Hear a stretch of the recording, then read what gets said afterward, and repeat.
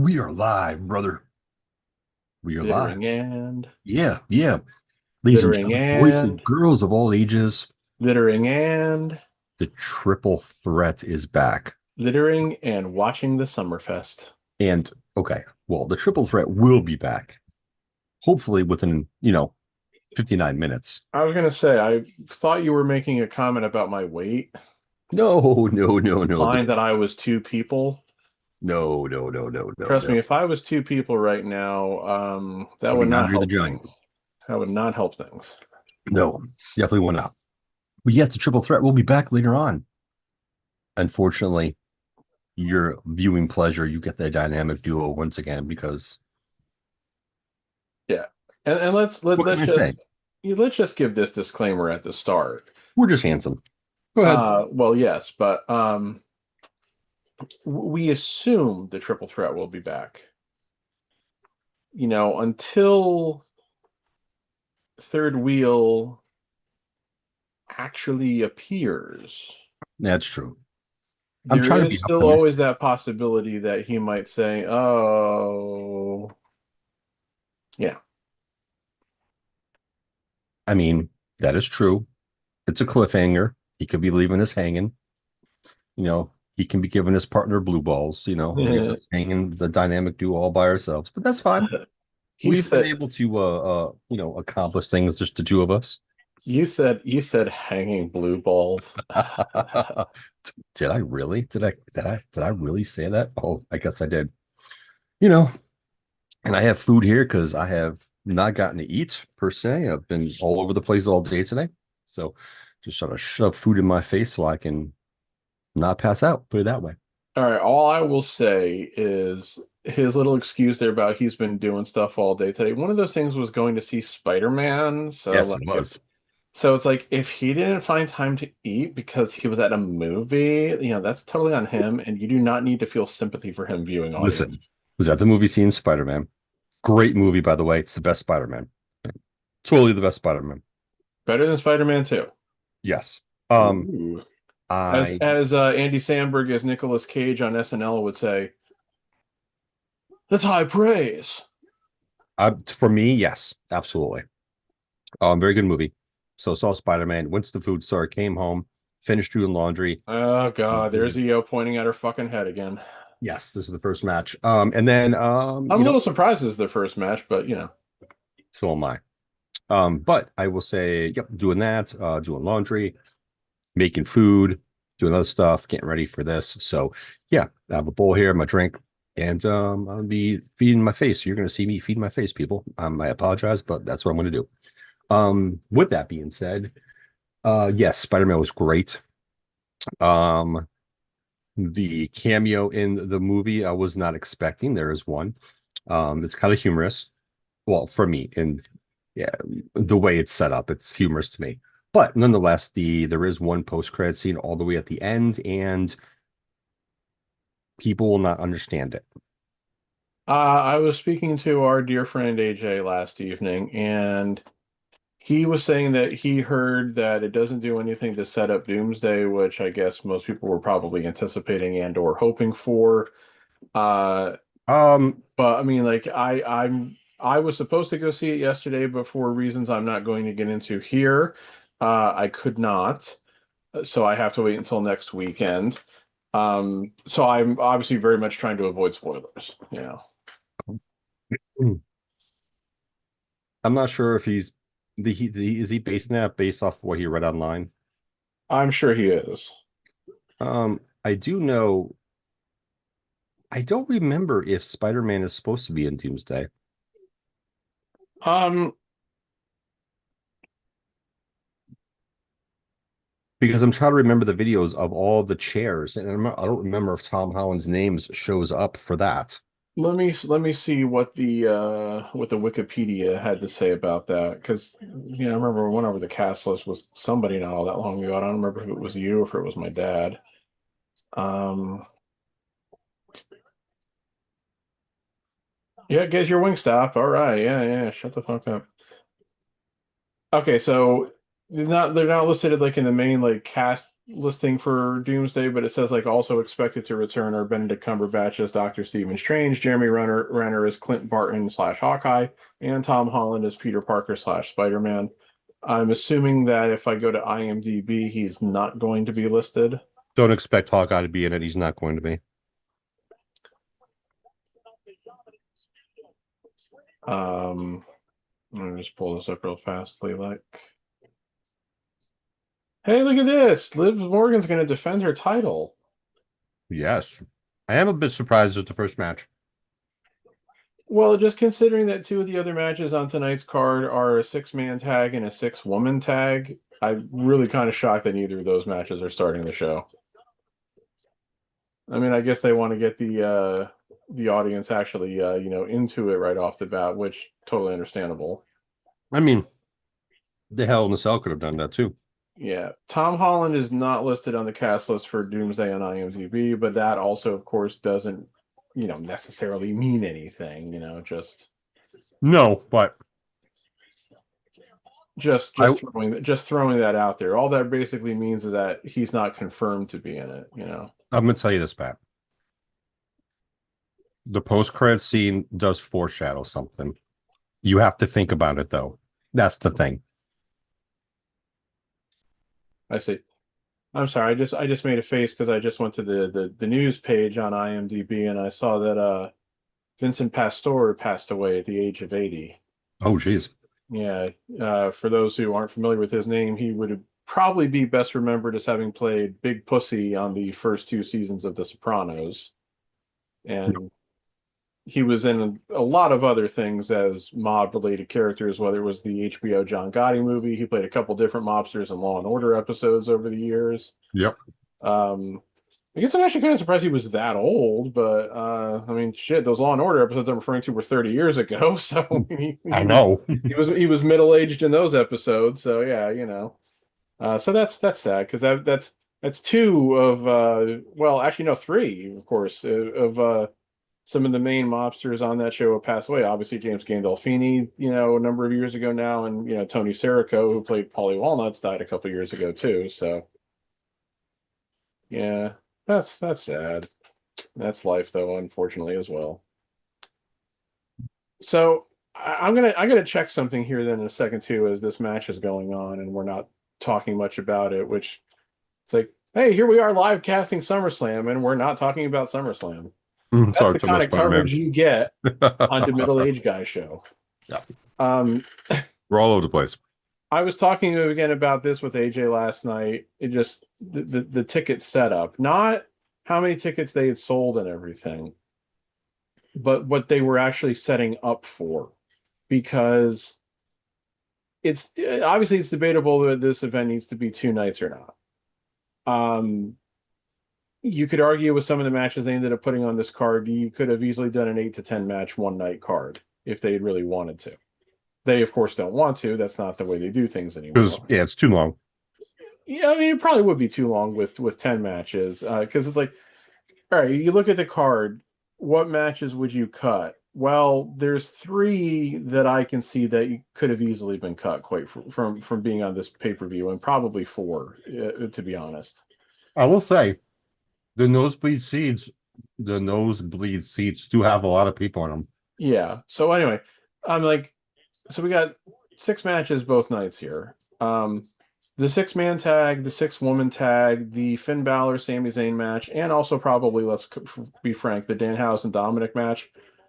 Probably all of those did not need to be on this card if you were to come right down to it. So you could have done a one-night 8-match card of Punk Cody, Liv Io, Oba Brock, Aldis Gunther, Roman Seth, the interim women's ladder match, Penta Gable and Trick Corbin. I think, that wouldn't have really been terrible, Live with the three amigos.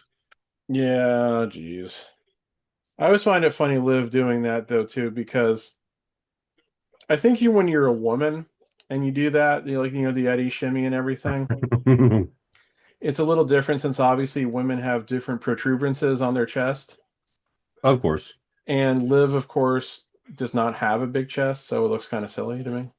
That's just me being a little sexist and a little, Jerry Lawler-esque here, but Well, but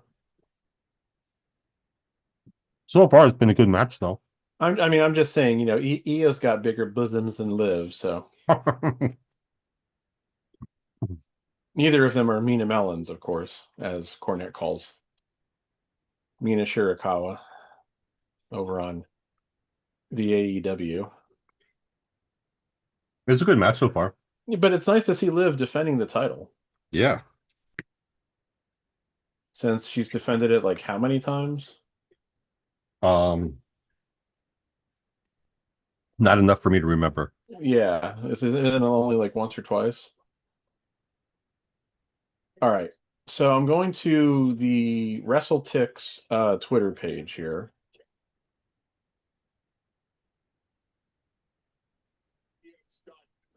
They updated well, they have updated a few times today, actually. What's that? The the ticket distribution for tonight's show. So they had an update yesterday morning, I think it was, where it said that there were 1,300 available tickets, 485 available combo tickets. Okay. Um, 6 hours ago, that was down to 978 available tickets, and half an hour ago, that was down to 499 available tickets. Makes sense. Now here's the situation, and you can kind of see this if you're, they're keeping the focus on the ring where they should, of course. But you kind of already saw they have a giant fucking uh entrance stage screen setup over there. Yeah, Like those which things. is fine. It's Right. grand. Right. Well, so anyway, I'm saying about how many available tickets. You know what they're actually set up for, WrestleTix says? Mm, 36,000. hmm. Interesting. 36,258, and they've distributed, it says 35,759. And just as a comparison sake, going back a year when they did SummerSlam over 2 nights for the first time in MetLife Stadium, they mentioned that they had 50,493 for that show. So there's a couple things to me. Number one, obviously, people are frustrated with the quality of the show.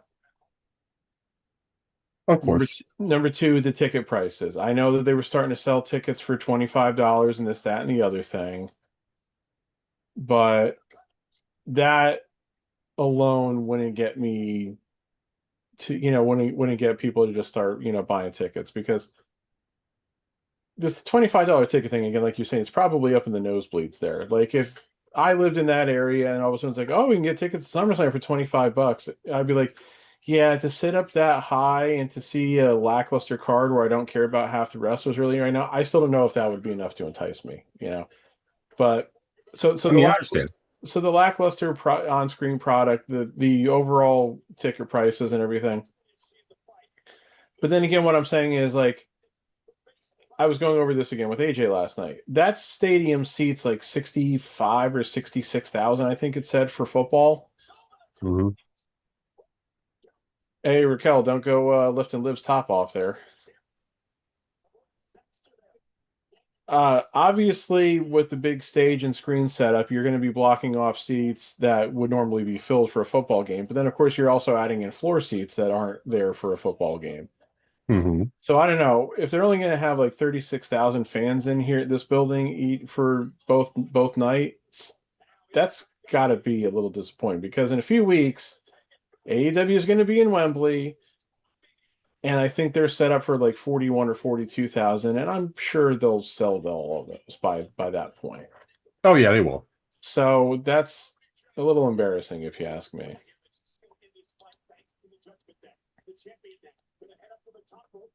I mean, I understand the concept of where you're going with it. Absolutely.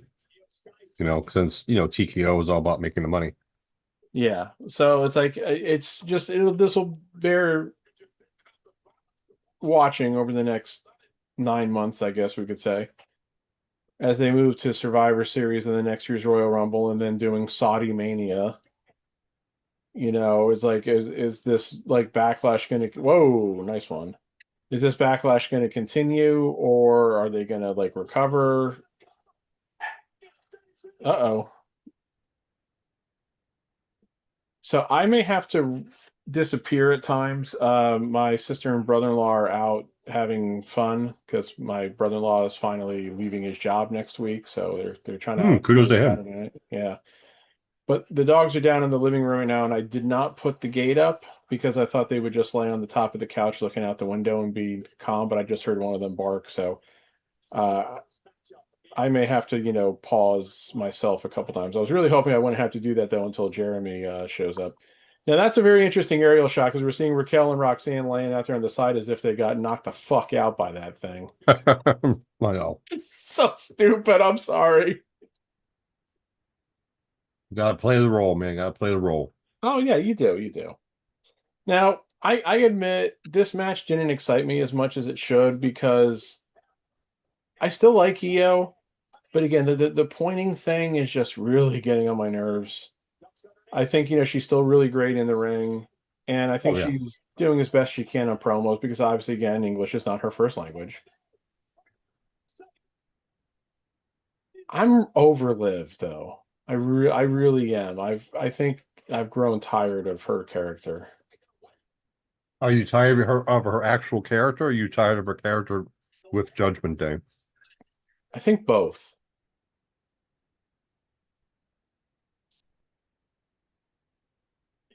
Okay. I think both, yeah. I also really didn't understand them having Raquel beat Sol Ruca on Monday. That really made little sense to me. Well, I will say this about Sol Ruka. I like her a lot. I'm still not there with her, but I don't understand why you would take a title out off of her so soon after putting it on her. I think the fact of the matter was that when I was watching the shows, the crowds were kind of starting to simmer down in regards to her character. I don't think they weren't really behind her as much as they were when she first came up. And you got to understand too, she had a foul in NXT, but when you go from NXT crowds to the main roster crowds and you're going from city to city, it's a different story. So I don't think she was getting the pops and the crowd wasn't as behind her. So I feel like they kind of, for that reason, and her promos have been okay, but for that reason, they kind of took the belt off of her and they put it on someone that's been there for longer and established and, you know, can do something with as well. But, we'll see. She will have a title most likely in 2027. She just needs to keep improving on what she needs to improve on. Yeah, no, I mean, you're very true again about when you're in a different city every week, it's much different than being in front of that NXT crowd because they still do pretty much every NXT show out of the Performance Center, right? Right? What? I said they still do pretty much every NXT show out of the Performance Center, right? Yes. Yeah, so you're probably getting a lot of repeat people, of course. So everything you say there is definitely true. Um, You have a lot of repeat crowd there. So yeah, you're yeah, going to have the people that are fans there. So now when you're traveling, you're going to get to different cities. You're going to get the different fans. They're going to know you, but you're going to go some places where they might not cheer for you as much. yeah. And another, again, you said like the crowd reactions weren't as strong for her as they were like when she first came up. I think a couple things also probably helped contribute to that diminishing crowd reaction. There were a couple of weeks where she wasn't on the show at all, Yes, correct. which is their And that fault. doesn't help. Yeah. And there was also those very bad, obvious botches she had those couple weeks with when she was doing the stuff with Becky. Yeah. So those probably didn't help either. Um, but again, like I said, why put put a title on her if you're gonna take it off of her after like was it like 6 weeks, 8 weeks? I don't know. It was a couple months. Yeah. But yeah. I mean, I get it. I don't think it was working out the way they thought it would. I'm about to say this is a good match. I'm like, this is actually It was fine. It was fine. that was a good match. The It's really shenanigans with the it Judgment Day really didn't. It was kind of it was more brief. It wasn't they didn't interfere for an extended period of time. where even are they now? I'm not sure. Did they get up and just walk away because they're not in there celebrating with her now. It's also really, to me, it's not a great sign when Liv's been depicted as, like, the number one heel on this show, and right after she wins the belt, you got a crowd shot where you see people clapping and cheering. That's really Well, that's there are probably not people good. that like those heels. I know. That just kind of goes to show how, it's hard. I mean, I like heels on a female as well. So I mean, you got to cheer.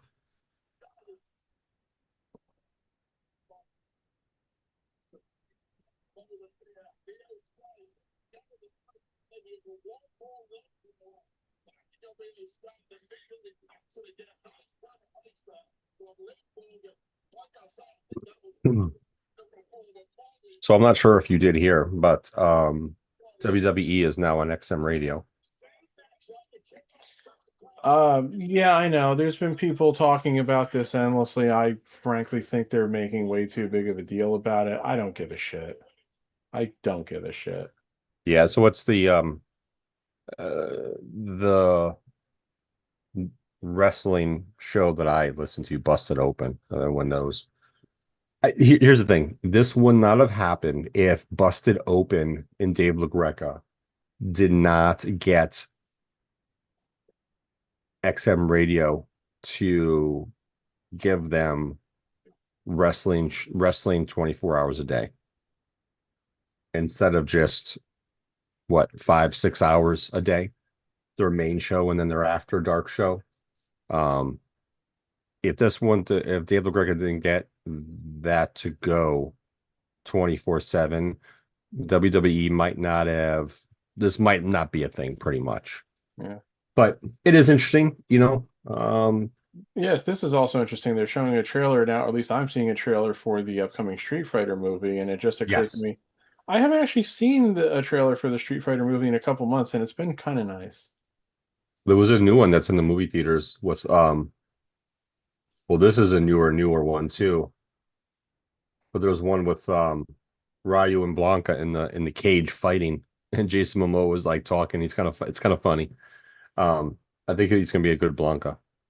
But yeah, I mean the radio thing's interesting. From what I've watched on Busted, listened to on Busted Open, it's more of a partnership. But of course, they're gonna rebrand the channel from Wrestle Nation to WWE Radio Yeah. because they have to brand it. They have NFL, NBA, MLB, NASCAR, IndyCar, so they're gonna brand it because it's a big brand. So it's one of those things where kudos to WWE, and they have a partnership. They're on XM Radio, and actually, the all the PLEs will be simulcast. So Booker T and Vic Joseph will be doing like radio commentary on the all the PLEs. So Yeah, Cornette and Last were talking about that briefly on they just a new episode of the Drive Through dropped today. I haven't had a chance to listen to yet. On their last Jim Cornette Experience episode, and Last was even saying, like, Booker T doesn't translate that well on TV with the way that he announces. He's just expecting it's going to be infinitely worse of him just trying to do like a radio broadcast. I mean, yeah, we will see what people say about it, after today's show and what they think. I think Joseph is good. I think he'll do a good job, you know, talking about the match while they're pretty much airing it on radio. So, or XM radio. But I mean, they're putting all the podcasts on there and stuff too, and all that jazz. And the real downside to it is, and this is a downside for a lot of the people who have been listening to that Busted Open for 17 years, is that they're probably not going to be talking about AEW or New Japan or CMLL anymore and some other stuff. But, you know, give or take a couple things here, I guess. So it is what it is. Nothing's really changed on the actual show itself. A couple things here and there, but nothing crazy.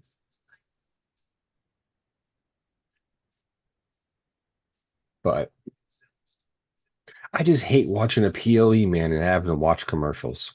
I think that's the I'm not thing. even seeing commercials now. They should because I've got this on. I guess because I guess this is now the ESPN Unlimited is now finally available through YouTube TV, and my sister and I were trying to figure out how to connect it because the YouTube TV account is in her name. Um, and it was really weird. But so she did something, and I guess it linked, I guess, to like my Disney Plus account because Okay. I had the Disney Plus, Hulu, ESPN, whatever bundle, not the ESPN Unlimited because I never signed up for that. Yeah. Like that previous Disney, like what the hell That's did they the one. call it? Yeah, it's the one I ESPN used to have. Plus. Yeah, Yeah. yeah, that's the one I used to have. But so like when I logged into my Disney Plus account, it was there. So I'm like, okay, I clicked on it. So they showed the Street Fighter ad, and now for the last 3 minutes, I've been seeing a thing that says WWE SummerSlam Minnesota commercial break. We'll be right back. So I didn't actually have to see commercials, but I just look at that for 3 minutes. Yeah, I'm seeing like I'm looking at a brownie commercial right Yeah. now. Okay, now they've come back from commercial break, and guess what I'm seeing? What? I'm seeing something that's basically a commercial. Oh, I don't know what this is for, but it's a commercial because I'm not seeing any wrestlers. I'm not seeing, the arena. Yeah, something for Superfile. I don't even know what the fuck that is. yeah, I'm seeing some interesting commercial as well. And now I'm getting a shot of the stadium. I was about to say the arena, but this is a stadium. Oh yeah, super fast. Yeah, you saw the same commercial. And they were trying to show up a thing for like their latest like LJN figures, which it looked like I saw Hulk Hogan, Brother Love, and two other people. But then they took that down, and then they were showing something for DoorDash. So Yeah, so I see now too. I mean, uh, they're not at full capacity for the seats, but there's a lot of people there though. And I'm gonna be honest. I mean, to be honest with you, I don't give a shit anymore about the goddamn arguments about the capacity, how many tickets are sold. I really well, don't no, care I don't give a shit in the sense that I don't care how many tickets they're selling. because they're You gonna fib the know, numbers to a certain extent anyway. I mean, it is what it is. It's fine. but no, it is always an interesting. Oh, geez, Dan Spivey's there again. He's looking so old, Mark man. Henry, Sean Waltman. Jimmy Hart's there. Mm, I'm shocked Jimmy Hart's there.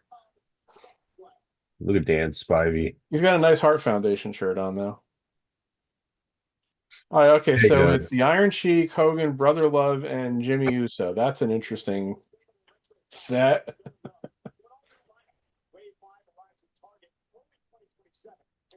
yeah, three legend and then Jay Uso. That's Iron Sheik's hilarious. wearing, like an old belt. Hogan's wearing what looked like an old belt. Oh, and a two-pack Hart Foundation. Okay. Available at Target. Yeah. Um, I couldn't tell what type of belt that was that Hogan was wearing. I guess maybe it was also like the one that he won from the Sheik in 1984. I also couldn't tell what color tights he had on. Because it would actually be cooler if he wasn't wearing the yellow. Well, no, damn it. Did he wear the yellow tights that one night when he beat the Sheik? I didn't. I'd have to go look. I don't remember now.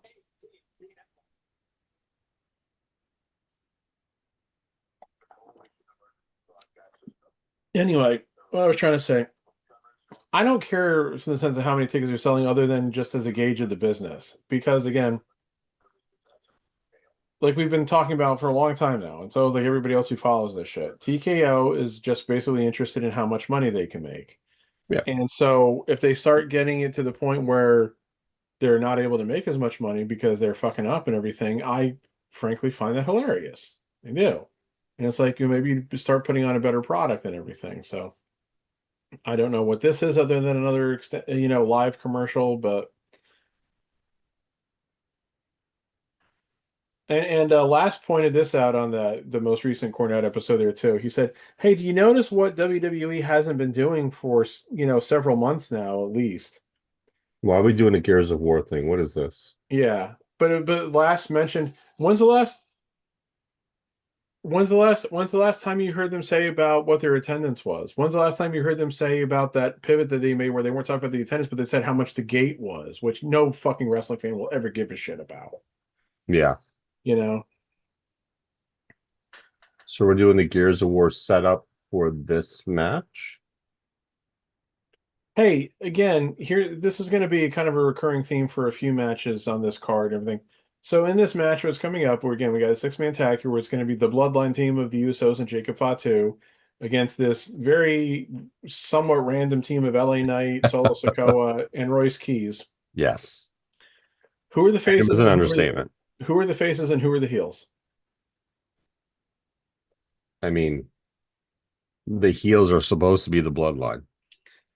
Right, except they're not really always booking them like that. So Yeah, correct. they're not booking them as definitive heels. I mean, it's the same thing with Seth and Roman. Who's the face and who's the heel? Cody and Punk, you can at least still say, well, they're both faces.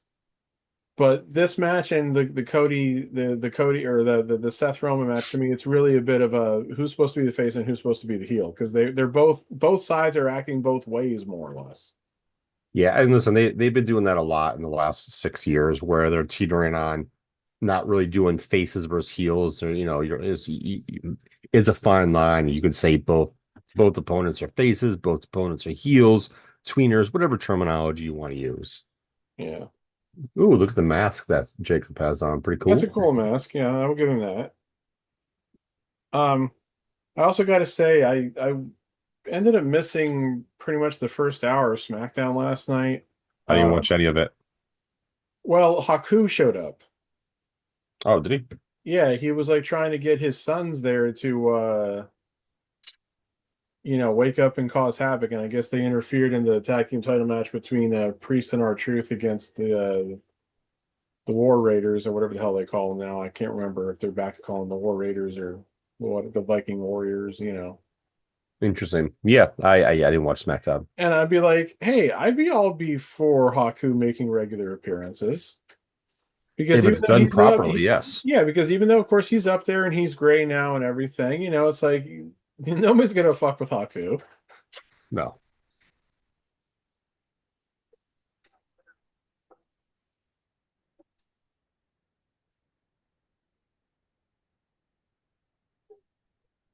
Yeah, it's an intimidating sight. Hey, remember where Jey Uso was at this time a year ago?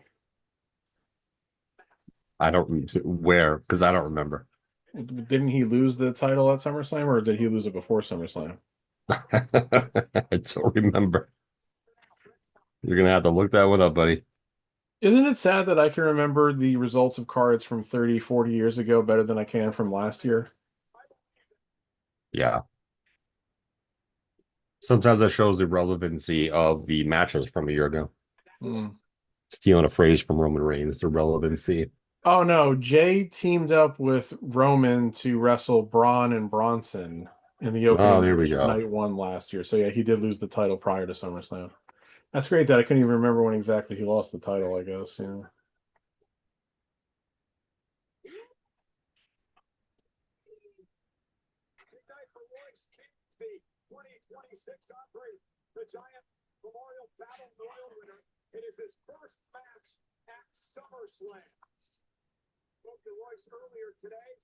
I spoke to Royce earlier today, and you know what he said? He said, okay.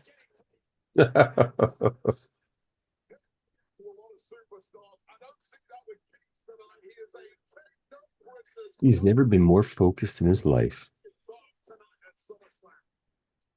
Hmm. He's never been more focused. That isn't that like the wrestling equivalent of saying something like, "Oh, he's in the best shape of his life," Pretty much. which, of course, is one of the things that I just absolutely hate hearing. Whenever they say that about an athlete, he's in the best shape of his life. Oh, so you're telling me he's in better shape now than when he was like, a little kid and never suffered an injury of any kind? You know what? Solo, yeah, very true, very true. Solo, his demeanor and the way he's been presenting himself He's been last much month or so has been very intriguing. he's been much more entertaining. Yes, he has been. He You know, definitely has. so I'm still kind of at the point with him though where it's like, can I buy this guy as a face though? And I'm like, maybe, maybe not. I was like, okay, they put the live and loud thing up there a little bit earlier than they should have. They obviously wanted it up there for when LA Knight came out because LA Knight still gets a really good reaction, but they had it up there before LA Knight came out, so it's only like halfway up. And then you have the wild card here of LA Knight. A guy who the crowd still very clearly likes, and WWE very clearly will never let do anything. Honestly, I'm not sure why. And yeah, because you know why? You can't use his age as an excuse because look at the guys who do hold the titles right now. Yep, 100%. Look at the average age of the four guys in the main event matches, Here's a fun fact about LA Knight. While he was in TNA, guess who his tag team partner was when he won the TNA World Tag Team Champions? The guy that just showed up in NXT? No. Oh, okay. I don't know. Big Papa Pump. Oh, I did not know that. Yes. A lot of people forget about that. A lot of people weren't watching it either. But Yeah. yes, Scott Steiner. He was also in um a three-person faction with Drew McIntyre. Drew Galloway, as he Well, would have yeah, been in Drew TNA. Galloway and uh one of the guys from I don't remember if it was Tonga Loa or the other one. I think it was the taller of the two. They were in a faction in TNA. They were decent, interesting, but decent. I actually find this funny.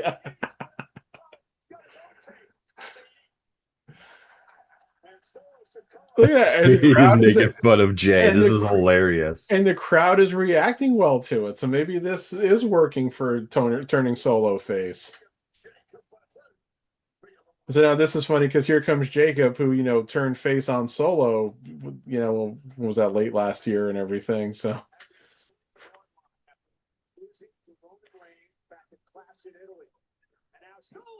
I read a rumor today that said both Kevin Owens and Randy Orton are probably due back soon. Which Yeah, which would be I would say would definitely be a good thing. I mean, I think those two guys could definitely help. Still kind of wondering when the fuck Drew's ever going to come back at this point. I know he's been filming stuff. He hasn't been hurt, but it's like he hasn't been around since WrestleMania, right? yeah. I won't be surprised if Owens shows up tonight or this weekend. Let's put it that way.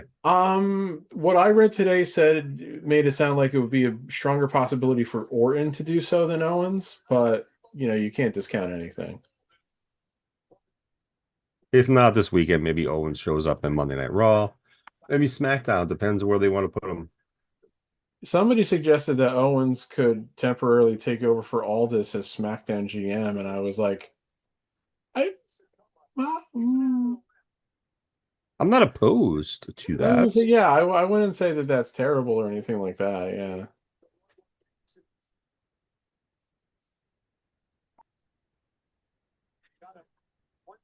Yeah, that was in today's rumor roundup article on Cage Side Seats, which also had something very interesting to say. Uh, or there was a very interesting rumor on there. Let me see if I can find it again here real quick.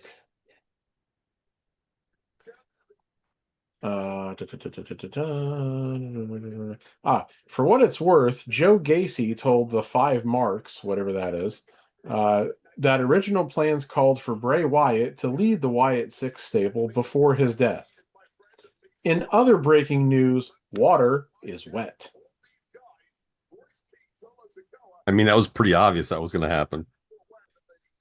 I mean, yeah, that's the kind of thing where it's like, okay, I understand he's talking to like a podcast or whatever, and so okay, he says that and everything. But it's like if you thought he was saying something profound or something that nobody knew, I mean, that's really one of the silliest things ever. Because the biggest problem with that whole group, of course, was that nobody gave a shit without Bray there. When you come right down to it. Mm, very true. I wanted to try to do an analogy of like when a band keeps going on after the leader of the band passes away. But problem is, there's been plenty of instances where something like that has happened. So Yes, very true. This match is there.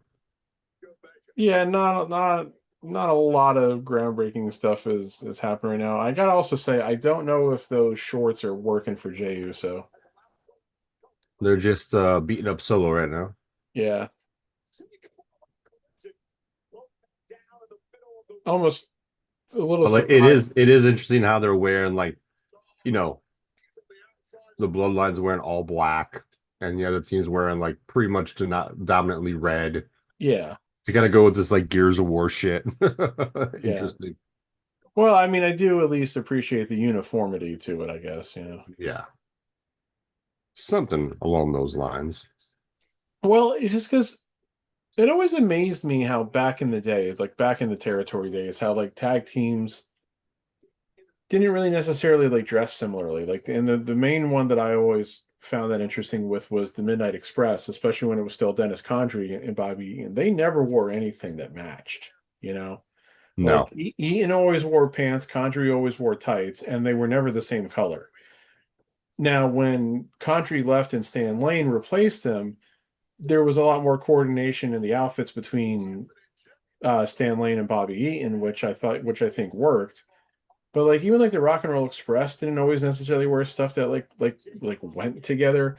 And again, maybe this is me just being too used to watching WWE and like every tag team in WWE kind of matched. Like the Hart Yeah. Foundation, like the similar Uh, outfits. The British yeah. Bulldogs, the Killer Bees, Demolition, the Rockers. They all wore stuff that more or less matched as tag teams. So Yeah, I think that's just a WWE thing where they kind of started that and I have be more unity, showing like a true team. Like all right. See, that's the whole thing too. That's why I also kind of probably thought, other than it being that WWF is what I grew up really watching, is that yeah, it's like you're a team, look like a team, yeah, you know? show some unity as a team. Yeah. So I've seen at least two people in the crowd now that are wearing Viking 69 uniforms. Yep, for Brock Lesnar. Yeah, I know. The fact that they have those is amazing, but I also got to remind myself Brock is originally from Minnesota, so. Hey Jimmy, you gotta help him a little bit. And now, of course, Brock lives in the middle of don't fucking come anywhere near me, Canada. Yeah, Saskatchewan, however you pronounce it. Well, it's not. That's not a comment on Saskatchewan. It's just a comment that he supposedly has like like a big like farm with like a lot of land, and it's like kind of out in the middle of nowhere. And he is somebody who is always kind of eschewed being around other people as much as he can. So, which Oh I yeah. respect. Which I respect because I don't like being around other people if I don't have to be, for the most part. But I'm also not going to be like, oh, well, I'm going to just like retreat to like the most remote plot of land I can find. I mean, that's just him. It's his I know. personality. That's what I'm saying. That's what I'm saying. One thing about him is so with the change for Busted, WWE radio when Busted Open had Triple H on the other day, and Nick Nemeth and LaGreca interviewed him, and Nick Nemeth brought up some things about learning in the ring, teaching in the back, this and the next thing, kind of like some old school stuff about how he was brought up when he was back in the day when he was with Spirit Squad and all that stuff, and I was what going he to say Nick Nemeth, so Dolph Ziggler for anybody who doesn't remember. correct, yes. So Triple H brought up like Javon Evans, Carmelo Hayes, which still don't know what to do with that. I still don't feel like they're utilizing him properly. Well, nonetheless, so it was No, Carmelo. the fact that the match that we're going to see tomorrow night is Trick Williams against Baron Corbin and Carmelo is nowhere to be found is a little ridiculous. Yes. So he mentioned Javon, he mentioned Carmelo, he mentioned Trick. Um, Now I'm at a brain fart of who else he mentioned. Um, but he mentioned those guys being like the young guys of the future and getting them reps and working on stuff and getting them experience with like the veteran wrestlers, this, that, and the next thing. Oh, he brought up Oba. So the thing with that he kind of dropped, he's like, Brock's probably gonna suplex me for saying this. He goes, Brock sees a lot of potential in Oba. He goes, Brock's been mentoring him, and they've like when they're at shows, Oba's in Brock's dressing room and they're sitting there talking wrestling for like hours. And he's like going over stuff with Oba and helping him with this, that, and the next thing. And seems like Heyman's doing the same thing. But yeah, Brock's definitely mentoring Oba big time. So, which is good. It's good to see the older wrestler, see something in somebody and want to do that. So it's a good thing. No, yeah, I did see that too, and I've got to admit, I was pretty flabbergasted to think that Brock was taking somebody under his wing because he's always kind of given off the aura that he just doesn't care. I mean, I don't think that's. Yeah, I mean, I don't think it's too controversial to suggest that either. So, no. I mean, he's, you know, a lot of people base that off a lot of stuff he said in certain podcasts and shows he's been on, but like, and there's I, just always I, been that perception ever since he came back in 2013, 14, whatever the hell that was. yeah, Um, he definitely seems like he definitely cares about helping the younger guys, though. yeah. I just had to check on the Furbo on the doggos because I heard one of them making noise, but it was Diamond. It looked like she just got up to get some water and then she got back up on the top of the couch. Diamond, I don't have to worry about doing anything potentially bad. Ace, I do because he's a boy and he likes to mark, so he might do something. Yeah, understandable. I gotta admit, if I see some guy in the front row going like this now I really think the LA Knight Solo Royce team had to win this match, to be honest. I am not surprised that the team that won just won. Yeah, because they've still been doing all this stuff about like tension between the Usos and Jacob and also under Roman and everything. And it's like, what do you want to do? Do you want to just keep burying these three guys, by having them lose? So Yeah, they kind of needed to win this match anyway. because I mean let's start thinking about this. It's still 3.5 months away at this point. Uh but Survivor Series is going to be War Games again this year, right? I believe so, yes. So what's your War Games match? Like let's start thinking about what the War Games. I don't really know right now. Neither do I. I really have no clue where they're going to go with that. Are we gonna have another bloodline versus whoever? I kind of hope not, but it's like, It's kind of teetering towards that, right? yeah. It's like write some original songs already.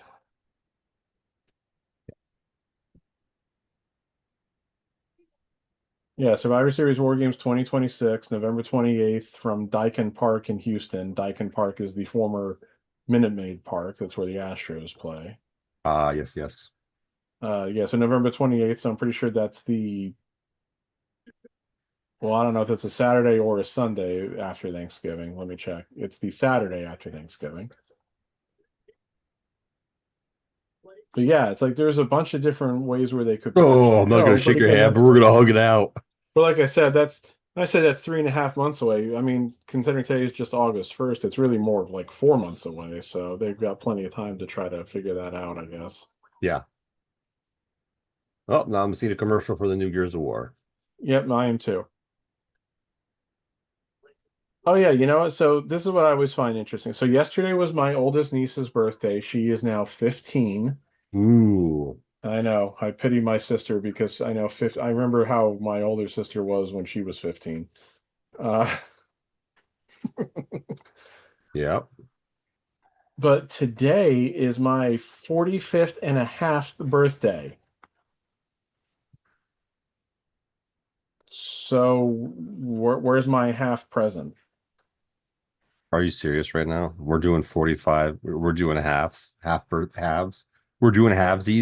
Is that what we're doing these days? Yeah. Is this what the young people are doing now? They're doing I halvesies. don't know what the young people are doing because, as you might expect, I'm not exactly hip with the young people. Do you know what? Do you know what I'm Steve Buscemi in 30 Rock walking up saying, how do you do, fellow kids?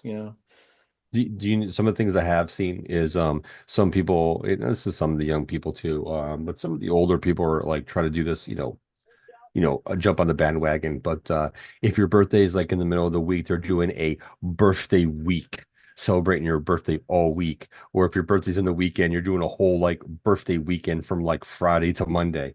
Just Okay, some see weird that stuff. yeah, that annoys the piss out of me. And then some people are like, "Oh, it's my birthday month. I'm gonna do something crazy. I'm gonna go out and celebrate every weekend of the month." Like, I'm not gonna go out every weekend in May to celebrate my birthday. You I crazy? know. What are you gonna But keep doing throughout an entire week that's gonna make it feel different or special in some way? That's why birthdays aren't a week. It's a birthday. Just hey, unless there's something going on where you go to a sports event and go to a concert, and then maybe go to another concert or do something else with your friend. right, but who the fuck can afford to do all that shit? Yes, correct.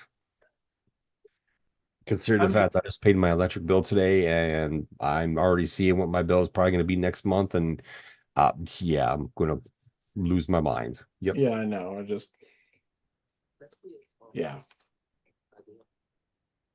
I thought I just heard noise coming from downstairs again, so I got to check to make sure the doggos are still in their position.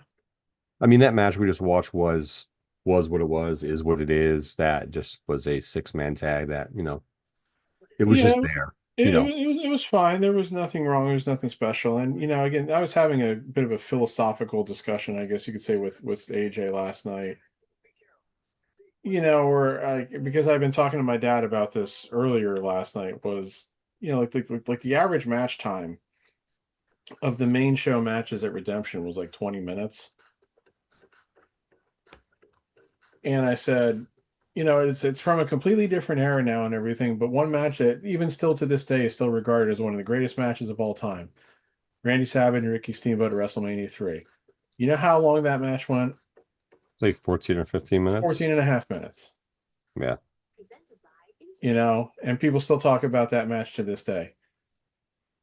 All those 20-minute matches they had at that show last week, people won't remember in 2 weeks, so Only maybe a quarter of them.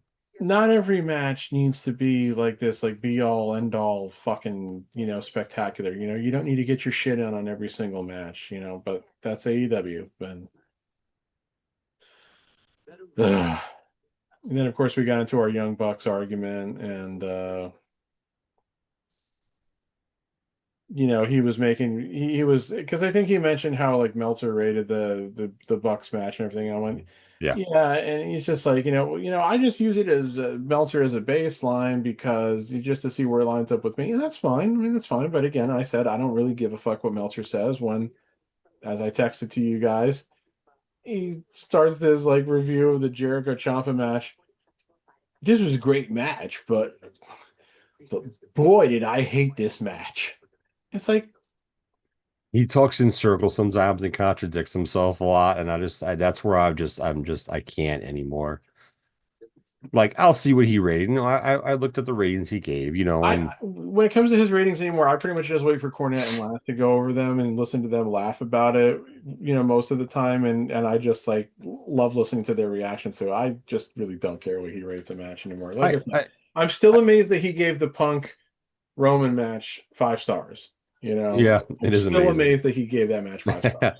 I mean, the other thing too is like there's a couple other sites that I follow for wrestling that do ratings as well, and they're for the Please tell most me you part, never look at Cage Match, right?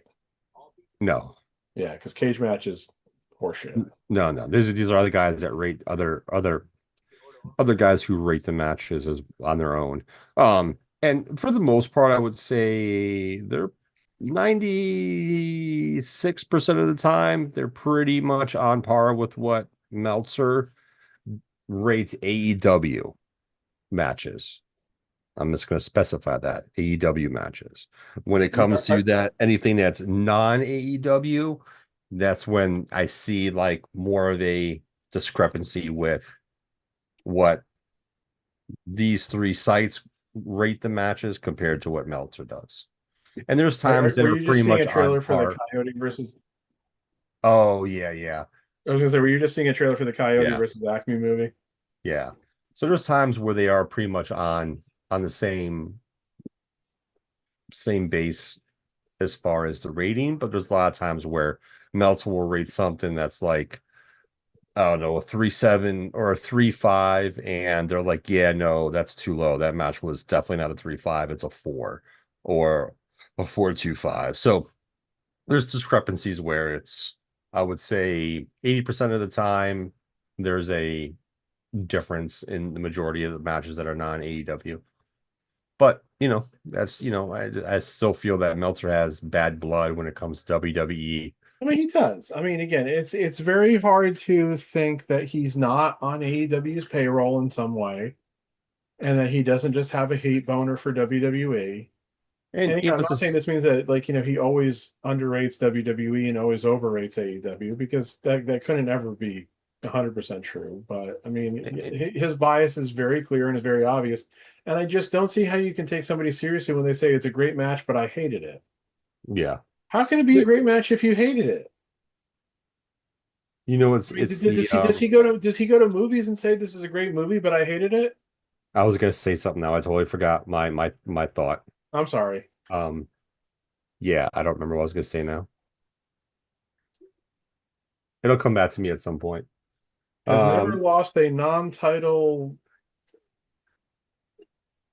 The captioning got in the way. The thing is, it's amazing. He's never never lost lost a something non-title one-on-one match. He's 37-0. since he's been on the main roster, I guess they mean. I guess so. Yeah. Um, Not yeah, sure how many times he's lost title matches. I forgot what I was gonna say. Damn, what was it?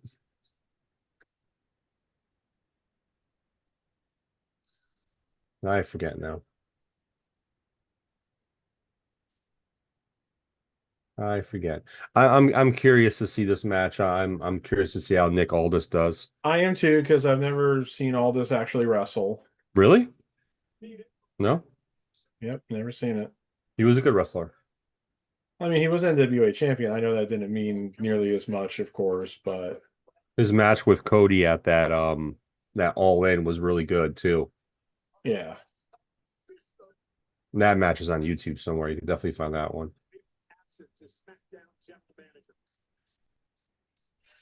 I'm just also still kind of curious if this is just a one-off or if they're going to try to extend this for a little bit of time or something, you know? Yeah, I am curious as well. Hmm. He's got some little NWA theme stuff going on here. Oh, he's got the jacket. Sweet. I like it. I think I see why Mickey James loves him so much. Those pants are very tight.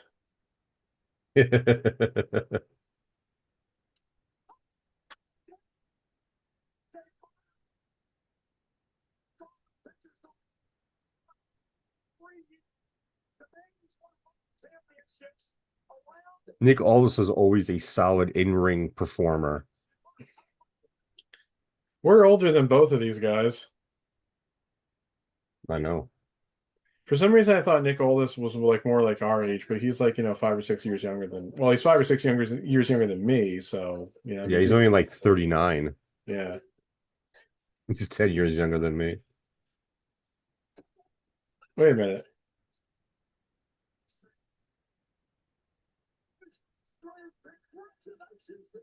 It is kind of surprising Oh, I now. just realized he came out to an Oasis song. Yeah. He's still in really good shape, obviously. Oh yeah. He's been doing a lot of, he said on Chris Van Vliet's podcast that he's been doing a lot of in-ring work the last couple months. I really thought we were going to get a match with him and Adam Pierce. That's what I'm kind of waiting for. The GMs, because Adam Pierce wants one more match too. I know, but it's like they've both been faces, and I don't really want to go back to the heel authority figure days. So unless they And were saying like, oh, let's just have like a friendly like exhibition type match, just to prove that we can still do it. But doesn't doesn't that doesn't seem like the kind of thing that they would want to put, waste time on either. So doesn't Gunther look a little bit thinner than normal? yes, he does. His arms look thinner. Everything looks thinner on him Yeah. right now.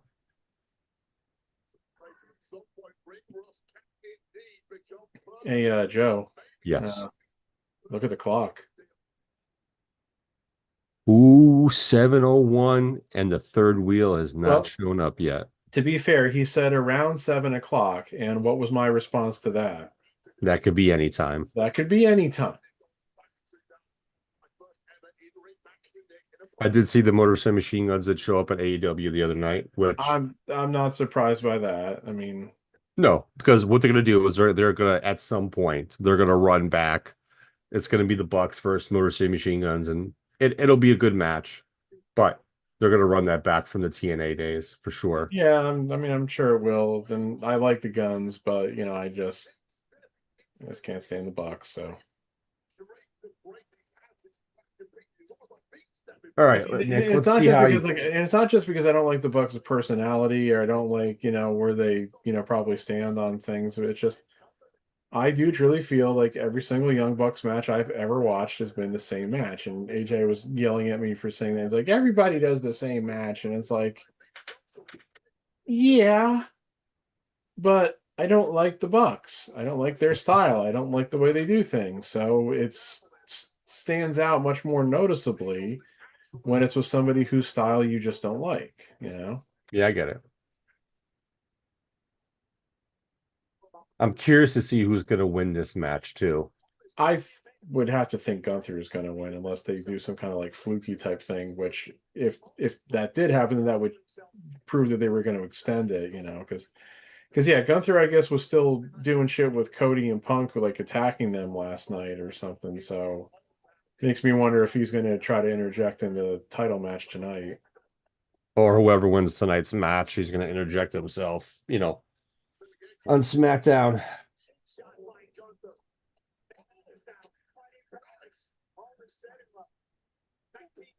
AJ just texted me and said Hell in a Cell is main event. Say what? He said the Hell in a Cell is the main event. Who said that? AJ just texted me and said that. He said interesting. I wonder where he got that from. It would also seem a little stupid if you ask me, but I know people are invested. Considering the fact that that match is not going to be no longer than fucking 15 minutes, I'm not Right. sure why you And would put again, it on the list. I understand people are invested in Brock and Ova, and it's one of the few things on this show that I think people truly are. But I just always hate when you don't put, your title match on last. So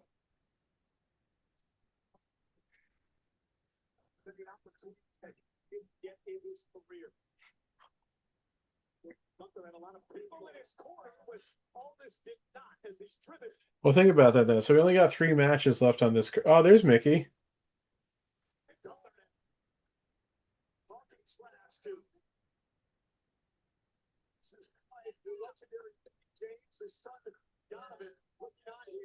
When are they going to induct her in the Hall of Fame? Wife and son right there. And think about it for his son. Like, that's probably like, this is the first time he's seen his dad wrestle that he's probably remembering. You know what I mean? Like, fully Yeah, it's like he remembers. can't be that old. Like, I don't know how old he was when his dad was wrestling in NWA. So that's, Yeah. Well, or I'm had trying that match to. with Cody. Well, they've actually been married since 2015. I didn't realize it was that long now. Oh, yeah, yeah. They've been married for a while. Um, I don't know. Their son is 12. They actually had their son Mhm. before they got married. For what that's worth. I mean, I'm not passing a judgment. I'm just saying that that's how old he is. Yep. Hey, his middle name is my first name, so Donovan Patrick. Donovan Patrick Aldis. Yep.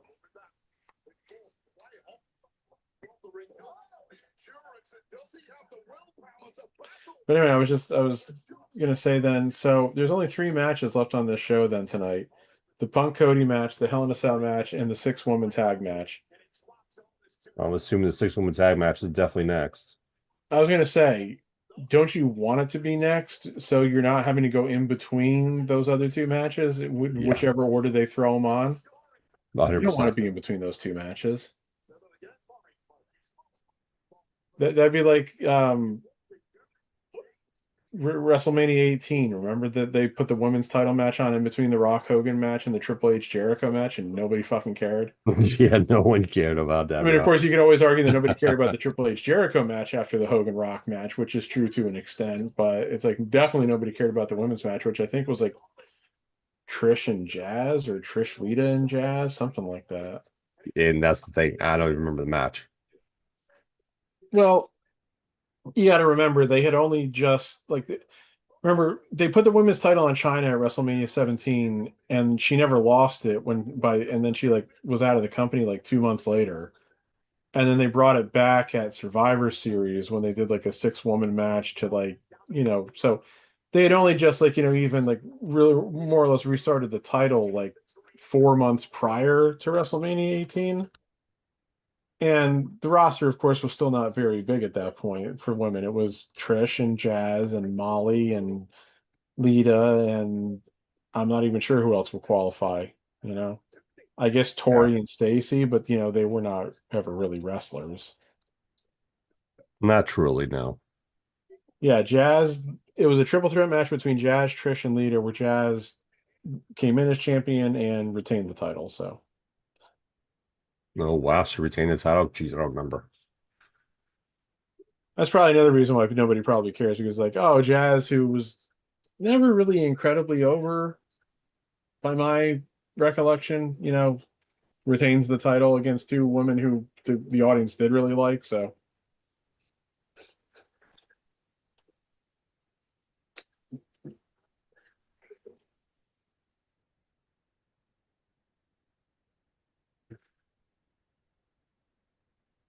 These guys have wrestled decent match.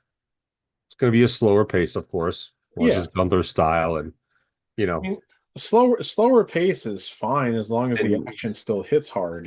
yeah, That's the you thing that I mean, that's one of my biggest complaints again with the modern style, especially as AEW presents it. They're moving at 1,000 miles an hour nonstop, and it just lessens the impact of every single move, especially when sell everything. Like if this is AEW, okay, like all this get back to his feet, but he's still kind of struggling to get back to his feet. Oh, but now he's moving. So okay.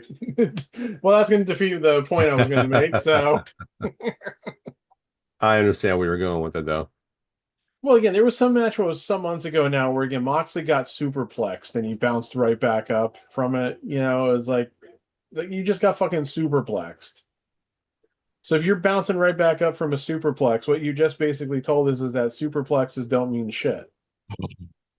Someone actually is joining us. What time is it? 7:09. Oh, that reminds me, I got to turn on the television above me then too because the Yankees Cubs game will be coming on soon. Yes, it will. You should see the lineup the Yankees are running out today. I let him in. Where is he at?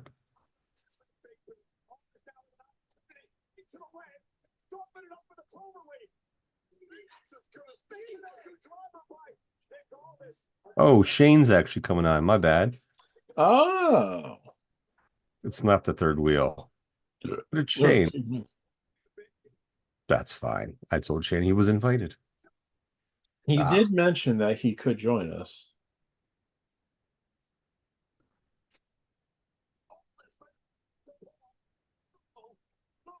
so I don't have my glasses on either. So like I didn't see like the small print. The small print is always the most important print. Yeah, it is. Yeah, I just never felt like putting my contacts in today, so that's why I got the glasses on. Oh, he's got the clover leaf. I was gonna say that's a bad looking sharpshooter, and then I realized it wasn't the sharpshooter. Oh, and here comes Jeremy. Oh dear, we're going from 2 to 4. We've doubled.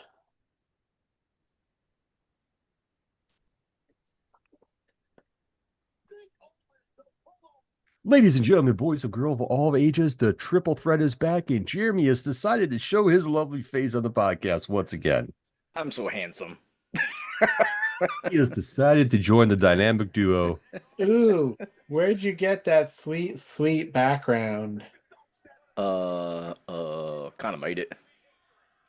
Sorta. Really? You made it and you hung it up in your house? No. And then we got Shane. Shane's Yes, joining us as Shane well. is here. Hello, Shane. Pleasure as always. Come on, Nick Aldis. I need you to win this match. You guys hear me? Yeah, we Well, I can can hear you now. Can you hear me now? Takes me back to those AT&T commercials. Verizon. Oh, that was Verizon. You're right. You're always I like right. the hat, Shane, by the way. That's a cool hat. It's Rick Vaughn. Aw, man, the Yankees are on Fox, and I wouldn't have had to listen to John Smoltz. Aw. That's not fair. Well, that's what happens. Yeah. It's an interesting match, so to say. Oh, It's been a geez. decent match. I think it's been, they've Aldis has done well. He Yes. tapped way too quickly though. No, I You just quitter. no. I think it would have And meant people wanted Nick Aldis to win this match too. I think it would have meant a little more if he had hung on a little longer. That's all I'm saying. Agreed. Yes. I can understand that. Again, I didn't expect Aldis to win the match, so unless and again Aldis- the only way again I was saying to Joe right before you guys got on for Aldis to win this match is if they were going to continue to run this for a few more weeks or whatever. But Gunther winning tells me that they won't, which is fine. It's fine. Yeah.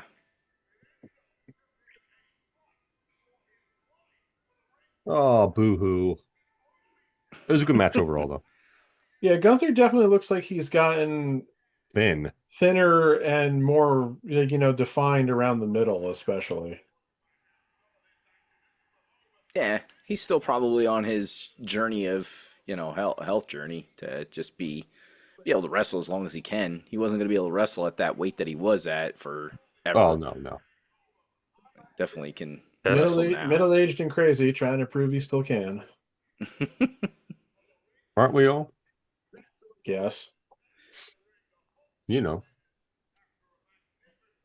I mean, assuming I'm middle-aged and not in the late stages of my life, which I could be, so. You are definitely middle-aged. Can you guys hear me? There we go. Yep. I can Cool. hear you. Hello. Can you hear me? I can hear you like a fat kid loves cake. That doesn't even make sense. Yeah. Not supposed to. Yeah, it didn't make sense. Yeah. Or as Ron Burgundy would say, that didn't make sense, Brian. Listen.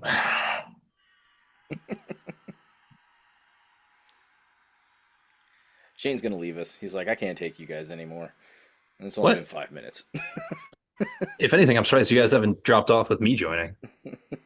Well, just to let you know, this is like the first time Jeremy's been with us in like 3 months. It's been a while. Been a little bit. Yeah. Oh, He doesn't love us like he used to. yay! Look who came in. Isn't that awesome? You get to see Mickey James. Thank you, Nick Aldis. We appreciate you even more now.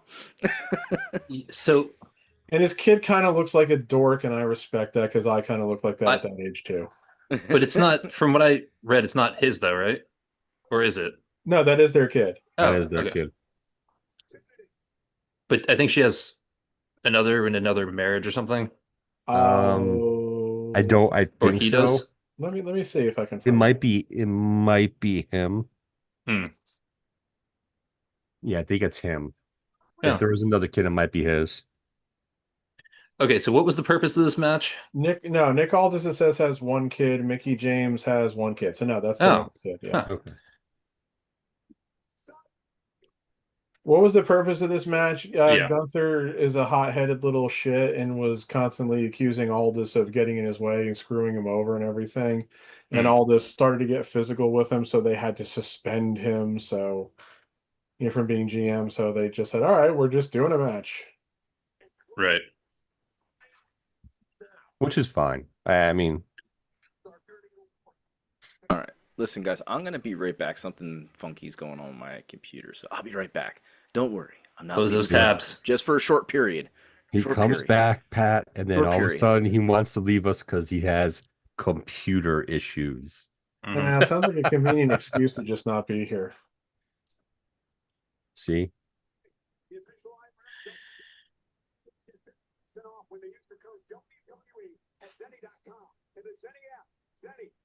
All right, so how many matches did I miss? I caught the very tail end of the LA Knight match. You missed the Liv EO match that was on first. Oh, how was that?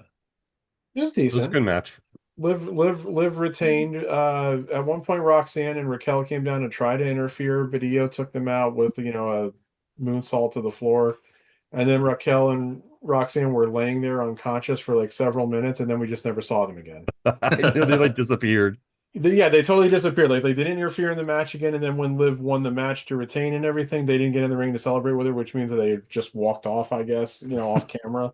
So it was like, They what was the drilled their fucking way out of point? there. And then there was the 6-man tag, and then the Gunther all this match. Oh, all right. And there's what, probably like 2 more matches tonight? We got the Punk Cody title match. We got the Oba Brock Hell in a Cell, and we've got a 6-woman tag match, which I'm guessing most people don't give a rat's ass about. And that's all happening tonight? That's all tonight. Yes. Oh, damn. Okay. 6 matches, and then 6 matches tomorrow night. So we have 2 matches left. Yep. No, 3. 3. Oh, yeah. 3 there. My bad. They've only been on an hour and a half, so obviously the matches that are going to take the most time are still to come, so. Liv beating EO went 13:35. The 6-man tag went 11 minutes. Again, according to whoever updates the Wikipedia page, and they don't have the time for the Gunther all this match yet. Now, did the Yankees waste one of their challenges on the first batter of the game? Yeah, they did. Fucking idiots. Sounds like a White Sox game. That's We the one lost. thing. That's the one thing that I hate about the ABS system is that I think teams don't use it smartly enough. It's like first batter, top of the first inning, scoreless game, you get called out on strikes. You know what? I'm sorry, you're not challenging that call. Because Right. it's top of the first inning, nobody, you'll be the first out. There's nobody on base. There's no score. That is the dumbest time to ever challenge. It's like, they should have like instructions say like, oh yeah, let's save our challenges for when I don't know, there's guys on base. Yeah. Or the team can find the batter. Or Yeah. And in the middle of a commercial break where I'm once again just seeing the commercial break, we'll be right back graphic. oh yeah, that's did it switch over to YouTube TV yet? Well, okay, so I don't know. So supposedly it did. And I have YouTube TV. I share a YouTube TV subscription with my sister and everything. Mhm. We were trying to figure out how to like link them with the instructions they gave, and we were having issues doing it. And then my sister said something about linking it to your ESPN account. It was like blah blah blah. So I'm like actually watching this through my Disney Plus login on my computer. So Okay. not through YouTube TV. So I don't know if it's actually enabled on the YouTube TV or not. I don't think I just got it here right now, so that'll work for me. Mm-hmm. Yeah, I'm doing it through the ESPN app, but I also have YouTube TV. But I just wanted to hop on, make sure I got on, and not have to dig around with that. Yeah. Well, let me see. Since I have YouTube TV on here now, if I go to the it's still saying ESPN Unlimited is now available with select YouTube plans, and it's telling me I go to settings on your mobile device, select sports, connect to your ESPN account. So I don't know. I'm fucking confused. I don't get how Aren't we all at times? Realistically, aren't we all at times? Like I shouldn't have to go through all this work to do it. It's like I thought the whole deal was like it was going to be part of YouTube TV now. So it should just be showing up as like a channel option. It's fucking ridiculous. I mean, first they took however many months it's been now to actually enable it after they said that it would be part of it. So Don't overreact about it. now I'm seeing a trailer for the end of Oak Street. Yeah, me too. Yeah, Yeah, same here. Is this a dinosaur movie? Yeah. Yeah, it's like this family is like lives in this nice little, suburban neighborhood and everything. They wake up one morning and like their neighborhood has moved. The prehistoric times. Yeah, they're somehow in the middle of a place where there's all of a sudden there's dinosaurs running around.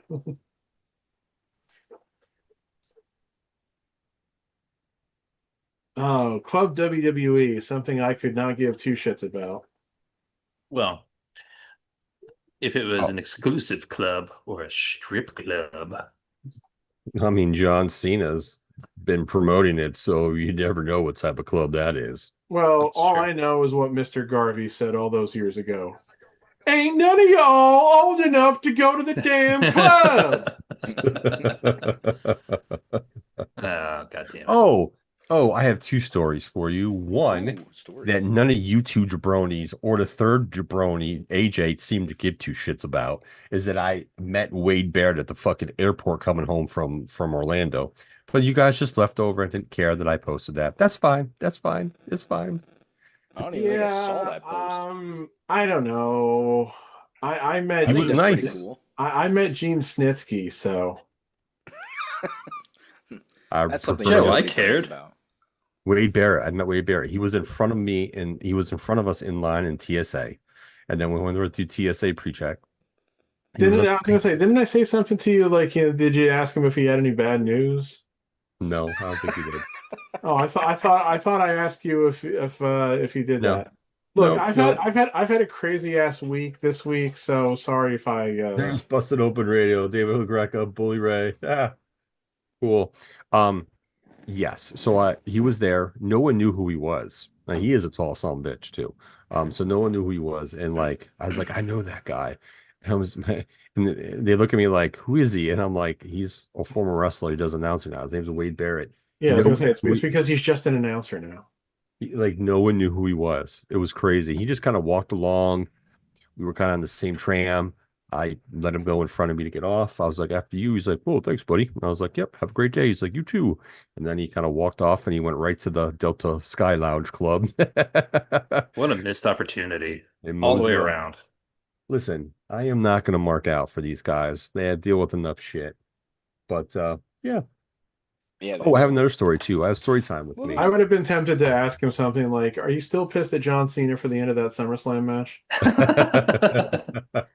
Very true, very true. Oh God, this match is on. Oh Lord. Okay. So I have 2 weeks ago, I started going back to the gym. I need to because I've gained more weight than I wanted to, and I've got to cut weight for multiple reasons. With that being said, the other week I went to the gym in the morning and I was on my way home and I stopped at a place called Dutch Brothers to get myself a black iced tea. They sell all types of iced teas, green teas, chai teas, hot coffees, iced coffees, slushies, smoothies, all kinds of shit. What So, about hot chocolate? they do that too. What Um, about iced hot chocolate? yes, they do.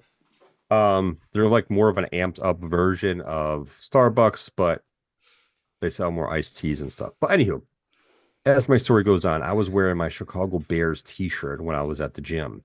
So when I get to Dutch Brothers on my way home, go through the drive-through, there's a guy and a girl. It seems like a new girl.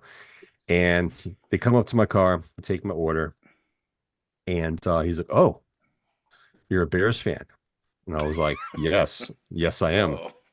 And she was like, "Oh, can I take your order?" And I, gave my order, and he goes, "Yeah, I feel bad for you that you're a Bears fan." And he grabs the tablet from the girl and starts doing stuff. He goes, "It's on me because because you're a Bears fan." And I was like, "Oh, so like legit, this is on you?" And he was like, "Yeah." And he was like, "I'm a Packers fan." He was like, and this guy's young. He's a young kid. He's probably like mid-20s. But he was like really cool and he started talking to me about football. He's like, "Yeah, I know you guys got us last year. You beat us 2 out of 3 times, and that playoff game was crazy." He goes, "The tides might be turning, which I don't like." And I go, "Oh, well, you guys had two Hall of Fame quarterbacks back to back, and we're tired of being the little brothers of you guys for the past 30 plus years. So the tides need to turn." He kind of started laughing. But yeah, I got a free large iced tea out of this. And he was like walking with me as I'm going through the drive-through. He kind of left a girl by herself. That was the new one. She's taking some more orders, and we're just talking football. So he was a nice kid though. He was a Packers fan, but yeah, he was a nice kid. He's like, yeah, my dad's always been a Packers fan growing up. He's from the Midwest, because I'm not sure if he didn't live in Wisconsin, but he's from the Midwest. And I was like, that's cool, da, da, da, da. We were kind of talking, but yeah, I was going there because it was double points. I didn't get my double points, but I'll take the free iced tea any day. So yeah, All right. There you go. I'll take it. So what's the name of this other girls' tag team here? I know they have a name. Fatal something. Basic or other. Instinct. Yep. Shut up! I know that's not their real name.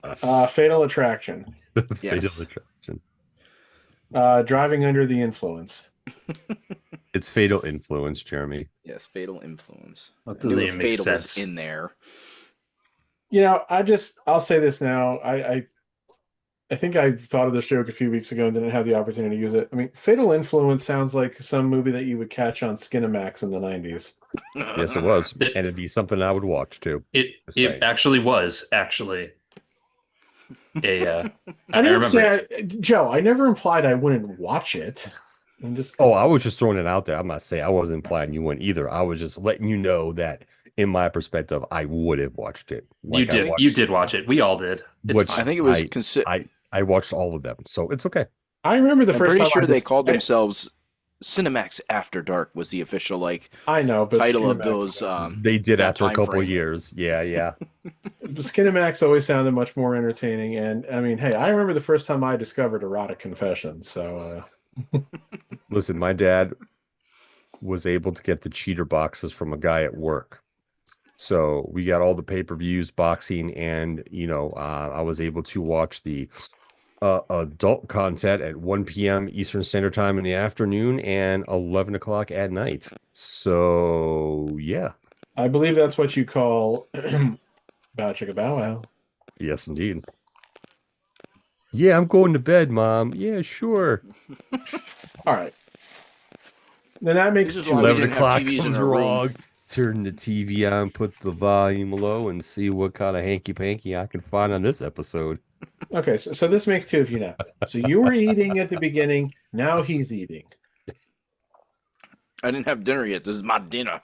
I'm hungry. I bothered to eat dinner before we started. Well, that works for I'm you. responsible. I laugh in your general direction. Yeah. So Whoever who said makes it- up? Because not only have I not joined you guys in a long time, I also have not watched wrestling in a long time because my days are just filled with too much stuff. I have no time to catch up on anything. He's using the Whose Heath fault is that Slater for having excuse. so many damn kids? I was going to say he's using the Heath Slater excuse. I'm kidding. I'm kidding. So who makes up Fatal Influence? No one. I was gonna Literally. say, Else from NXT. Jeremy, I only half pay attention myself anymore. I know that they're recent NXT call-ups, and I think I know what their names are, but I don't know which is which. I haven't. Well, I will bothered say to- this. I I haven't like the bothered fact to that learn all that. three of them are wearing color-coordinated outfits. It's funny you mentioned that because before you guys came on, Joe and I were talking about Yes, talking we were. very briefly about like tag teams wearing matching outfits and stuff like that. So, and we said we appreciate the color coordination between tag teams, because it shows Yeah, that they're a that- team. It shows Yeah, that's what uniformity. made them a team. Like, guys wore color-coordinating outfits. Well, The that's girls again, did. that's what we were talking about. Was that we were saying that seemed to be mostly like a WWF creation because, like, I used the example of the Midnight Express, especially when it was Dennis Condrey and Bobby. And apologies to fans who've been watching since the beginning and that I'm now repeating this story. But like Dennis Yeah, Condrey, because some Bobby, people had to come on at the time they did. yeah. but But like Dennis Condrey and Bobby Eaton never wore matching outfits. Yeah. Yeah, and I was pointing out like Eaton wore pants, Condrey wore tights. They never wore the same color stuff, So yeah, I feel like that was a thing that like WWF basically insisted. Like it was probably a Vince thing too. That- It's like That you was guys are gonna the wear weakest matching clothesline outfits. I've ever seen. That was a weak clothesline. a Bella There was through a another weak bad one. clothesline. There I'm was another shocked. bad one. I'm so glad Pat, that the your team Bellas are likes to throw a back. lot of wild pitches lately. You know that? Yeah. What's your How? point, Norm? Well, I'm so glad that the Bellas are back because we get to see some of the best wrestling ever. Somebody I kick know him that's off. sarcasm. That's complete sarcasm. I'm laying on them thick. I mean, so are between the the Bellas tag, and Paige, come on now. are the tag team belts up for grabs on this? No, it's a 6-woman. I know. I'm joking. I didn't know if it was Freebird rules or not. Like they're gonna Oh, take well, they're you not know. gonna take the belts off of the Bellas. It's too soon. They haven't had No, them no, for no. 2 years. The Fatal Influence duo have the belts. Yeah. Oh, they do good. Then Yeah, that's they okay. beat Bella and Paige. Yeah, they Years beat ago. Bree and Paige at the Saturday Night's main event a few weeks Oh yes, ago. I did see them with the belts when they walked down. My bad.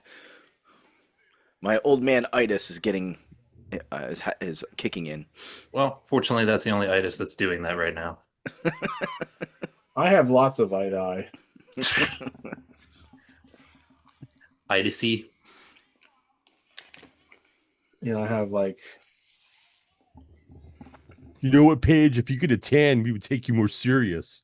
yeah, you're not going to beat Hogan for the title at Starrcade if you come out looking like that.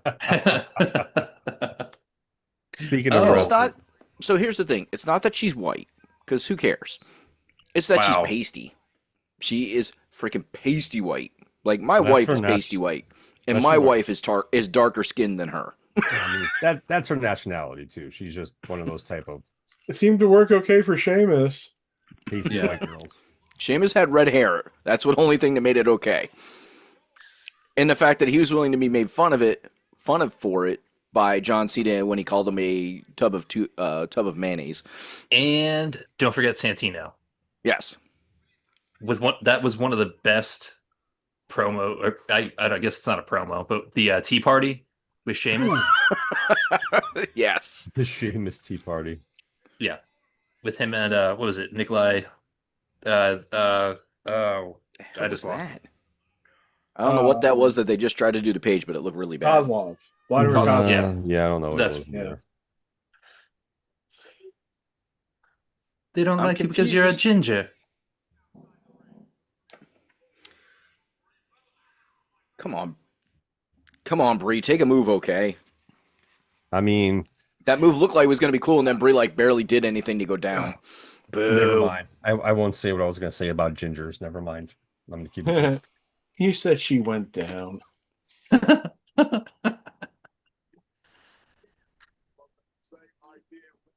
All right. So, Pat, you asked me about my background. So, yes, I did make this, but I made it with AI because I am not an instructional designer, or I should say a graphic designer. Well, he made it with AI. That's I lost all interest. Yeah. Do you have any gallons of water went into God, that? Stop it, Pat. Trust me. One thing I that's get good, it. it's good for.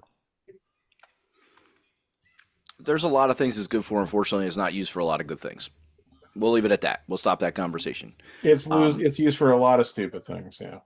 But Ooh, so- nose. this is a creation because of the fact I just totally missed that ending. it wasn't much. She did a roll up. I know. I got to rewind. It was the Chris Jericho elbow or forearm that he does. Yeah, that's yeah. I mean, this was the biggest who cares match for me on this entire card. So And you are absolutely correct. yeah.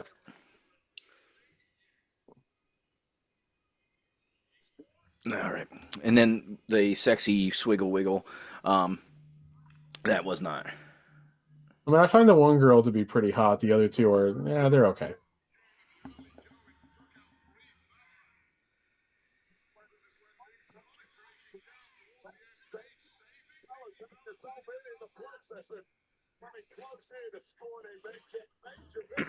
Thank you, So cameraman. I made this logo for the fact that the fourth grade team that I put together for my son and a couple of his teammates that he played with in the winter, and then we got a bunch of kids from other locations. Most of them in Northampton school district, but a couple outside of the school district too. So that's we know what's coming here. Yep. Beat up. Yep, they're gonna beat up Paige. They're going to Who's be the coming? page. Who's gonna save her? Nobody. Faces don't get saved by other faces anymore. Yeah. This isn't like the late '80s when like Andre was choking out Hogan and like half the face locker room came out to try to get Andre off of Hogan. Ooh.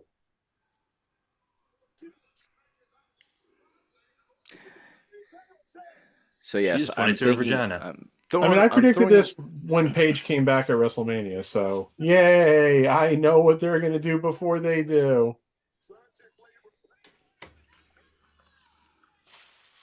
Oh, who was it that maybe Tiffany Stratton? No, probably not.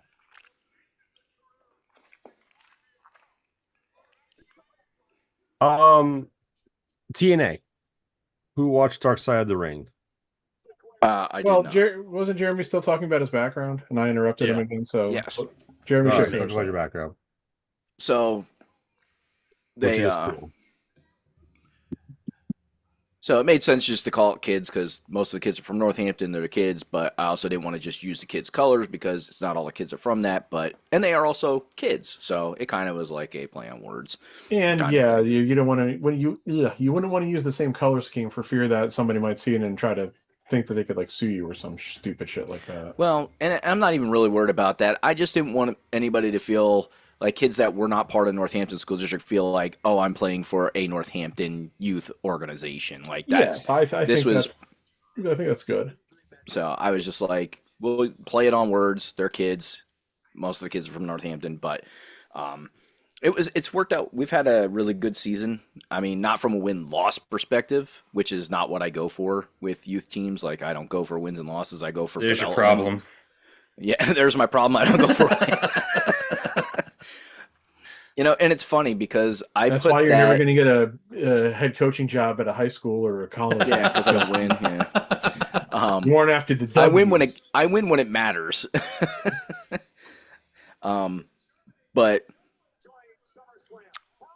from a developmental standpoint, the kids have vastly improved.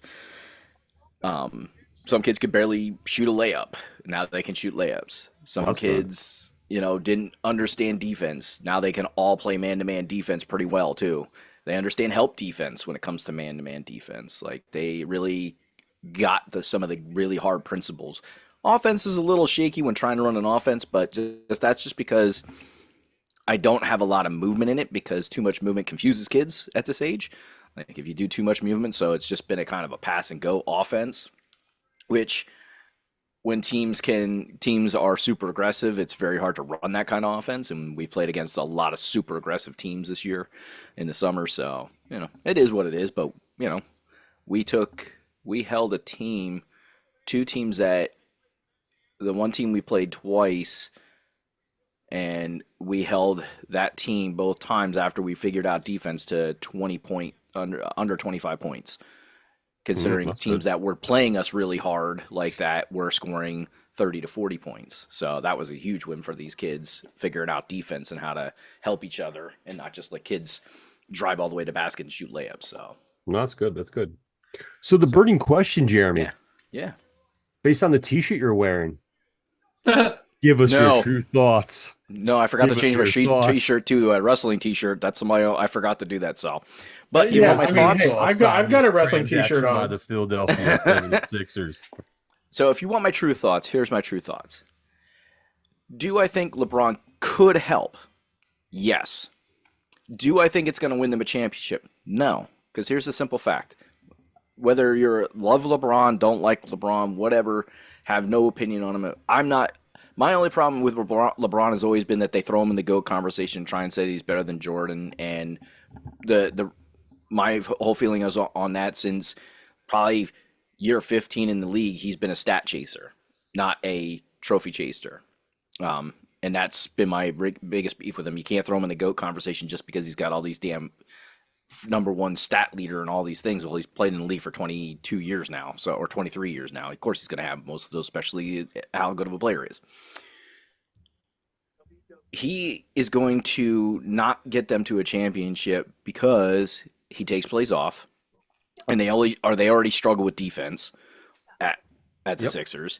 He sits games They already have somebody that sits games. Embiid sits enough games. They don't need two guys that sit games for load management. Embiid's hurt a lot. Embiid's hurt a lot. So on top of him sitting games, he's hurt a lot. So he's not there probably 50% of the time for games. So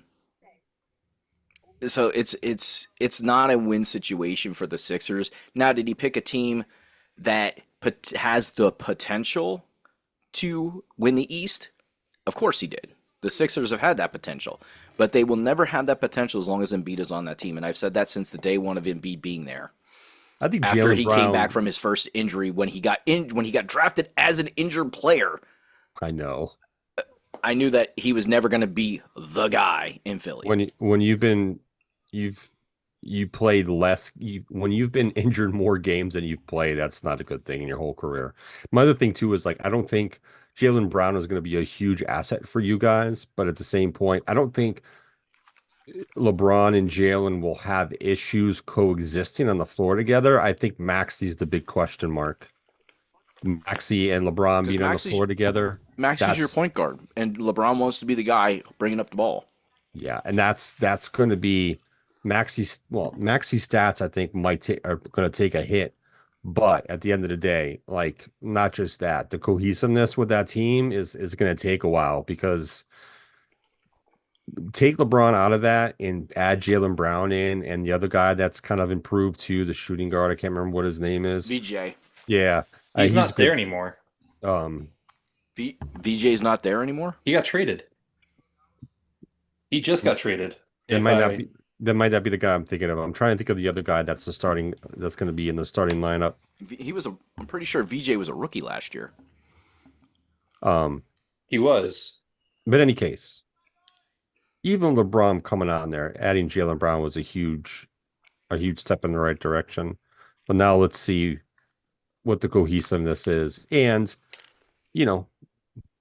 injuries. LeBron's hasn't been, even the games he takes off, he's actually been injured as well a little bit more. So that's going to play a big part into it. So if you have LeBron and Embiid injured for, say, a week or two at the same time, Jaylen Brown's an upgrade, but let's see how that team handles those two not be on the floor. But then at the end of the day, Maxi and them are already used to not having to beat on the floor. So they might do better without those two on the floor, to be honest. I'm curious to see how the numbers and the stats go. I misspoke. He is still there. I think I keep getting got by fake. No, because the other day I saw like Steph Curry possibly to the Spurs, and I'm like, what? Yeah, no. And then, but before that, I did see VJ Edgecombe got traded for a center. I'm like, what is happening right now? So I think I got by artificial intelligence. If I see anything other than like an official like Sixers release or like Eagles release, press release, I don't pay attention to them because I have found the same thing, Shane. It's people putting stuff out there to get you to click on their shit, and then you find out later it's fake. Yeah, it's been happening a lot more lately. Yeah, we'll see what happens. I mean, their odds increased to win the NBA title, of course, but we've also seen super teams not make it to the NBA finals. So now I'll say this: had LeBron come there 10 years ago, yeah, I think they easily win a championship. I mean, if he was there when Allen Iverson was there. Yeah. So it's just one of those things. It's too many years too late. Like LeBron, all the credit to him for being in the league as long as he has. The simple fact is he's old. No matter what you want to say, he's old. And age catches up with you. I think I've mentioned this to Joe before. I'm willing to bet a lot of money that if he didn't do the decision, he would be more well-liked throughout everyone than he is now. I mean, look at when he left LA, the LA media, like the news, the radio stations were excited that he was gone. They're like, he was never a true Laker. He was just another player in a Laker uniform. He goes in that, and a lot of the sports people and the news journalists over there majority of them said the same thing. He was never a true Laker. He was just a player in a Lakers jersey. And just because of what he's done in his career and things he said and stuff like that, he was never going to be truly welcomed in LA. And here's another No, caveat. He's playing for the Sixers, but Jeremy, do you know he's not going to live in Philly? He's going to live in New York and fly by helicopter to the games every day. that doesn't surprise me. That's ridiculous. That's really raising his carbon footprint. I just find it kind of comical. You're gonna play for the Sixers, but you're not gonna live anywhere in the vicinity of Pennsylvania or anything like that. You're just Most of gonna the people that play for Philly don't live in Philly either. They live in South Jersey. well, yeah, the suburbs. I mean, you can live find some They live place on to the other live. side of the, they live on the over on the other side of the bridge. Like I don't know why you would want to live in South Jersey because it's more expensive to live there. But anywho, They can afford it. yeah, they can. But on the flip side, why would you find a house to rent or somewhere in the neighborhood my with your God. teammates? Why would you Look at that thing. go from New York all the way down here? Who okayed this? Okay, Cody. I that am- helmet, I'm Guile. you got the guile. It's so stupid. This is what I don't dislike Cody, but this makes me not want to like him. Like when this kind of stuff. Well, and, like, look, he is in the movie. They're all about the cross promotional shit, so of course he's going to come out wearing something like that. You know, just I'll be right back, guys. Okay. And that's the thing. Like he's not truly a Sixer. He's gonna put on the uniform. Yep. But Philly is never gonna invite him and embrace him as a Sixer. Like he's No. not gonna be embraced as a Sixer. Just like he was never really embraced as a Lakers player. Nope. Like I'm I'm sorry. sorry, this True how it fans of teams see through what LeBron is ultimately there for.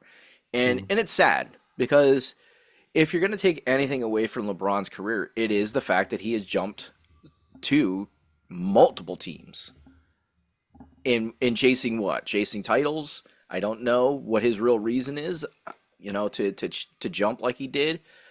We know why he initially left Cleveland. He left Cleveland because they weren't going to win. He couldn't, they weren't bringing in talent. Not that they didn't have any talent, because he definitely had talent around him. But they weren't going to bring in the right talent to be able to help him win a championship in Cleveland the first time around.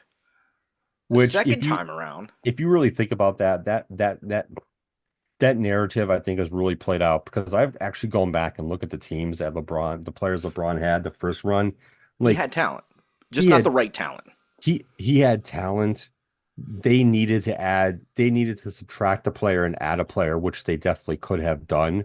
Because you can't tell me they didn't have talent when they were like the number 1 or 2 seed, not just in the East, but in the whole NBA for several years of being in Cleveland. Varejao, like I don't care what anybody says, Varejao was a legitimate good big man. He was steady. He got rebounds. He scored his points that he needed to score. Like he was a steady player on that team. Was he an all-star? No. But you don't need, not everybody on that team needs to be an all-star. Everybody like has this thought that, when it comes to the whole Jordan LeBron debate, is that Jordan couldn't win anything until Scottie Pippen got there. Do you realize people like Scottie Pippen wasn't an all-star when he first got there? He didn't become an all-star until like I don't know what year, but it took him quite a few years to get to that all-star status. Like it's like one person doesn't make a sudden impact, except for very rare occasions, like LeBron did, like Jordan did. Yeah. Like granted, Jordan's impact was a lot less, but the East was more competitive at that time. You had legacy teams in the East at that point in time. When LeBron came in, there were no real legacy teams that were dominating the East. No. Very different. But regardless, they both made their impact. The other players on their teams didn't make impacts right away either, just like Scottie Pippen did. What aggravates me about Isaiah Thomas, I beat Jordan with Pippen. Bro, you beat Jordan with Pippen in his rookie year. How many rookies in the NBA in the 80s were that impactful unless you were a top 10 pick? Yeah. Like let's be realistic and look at all the NBA drafted players in the 80s and who were the ones that were that truly impactful. Mostly was the top 10 picks. Outside of that, it was hit or Oh, he's miss. got like a North Stars type jacket on. So it's kind of one of those Mhm. things where it's like, yeah, you're talking a lot of shit about being Jordan with Pippen when Pippen was a rookie. So was Horace Grant. So you beat Pippen in his first 3 years of his career when he's Yeah. just Yeah, trying to because figure at out that his point in role in time, the team. him, Dumars, and Lambier were all established veterans in the league at that point in time when they finally took over and won their Yeah, back-to-back championships. Rodman And and all the Rodman. others. So they had an established squad. It's about time you should win. If you got an established squad and you've been working that long together, you should start winning. And that's what happened with the Bulls. They And they established had won, themselves, they won titles, you know. you know, and at that point in time, teams didn't get rid of players. Now, granted, the things that have happened are better for players because they can negotiate their contracts a lot better than what they used to be able to and demand more money when they feel like it's necessary. So that's the only reason teams stay together as long as they did back then is because you weren't really getting out of your contract. They kind of held you to your contract and there was no getting out of it. You were signed for 6 years, you're signed for 6 years. You that didn't that didn't really change So, Yeah. until Yeah. what, the late '90s, early 2000s or something like that. so Isaiah brags about beating the Bulls and what you said was Pippen's rookie year, Yeah. which was 87-88. And yes, the Pistons beat the Bulls in 5 games in the Eastern Conference semis, and the Pistons, of course, would lose the NBA Finals in 7 games to the Lakers.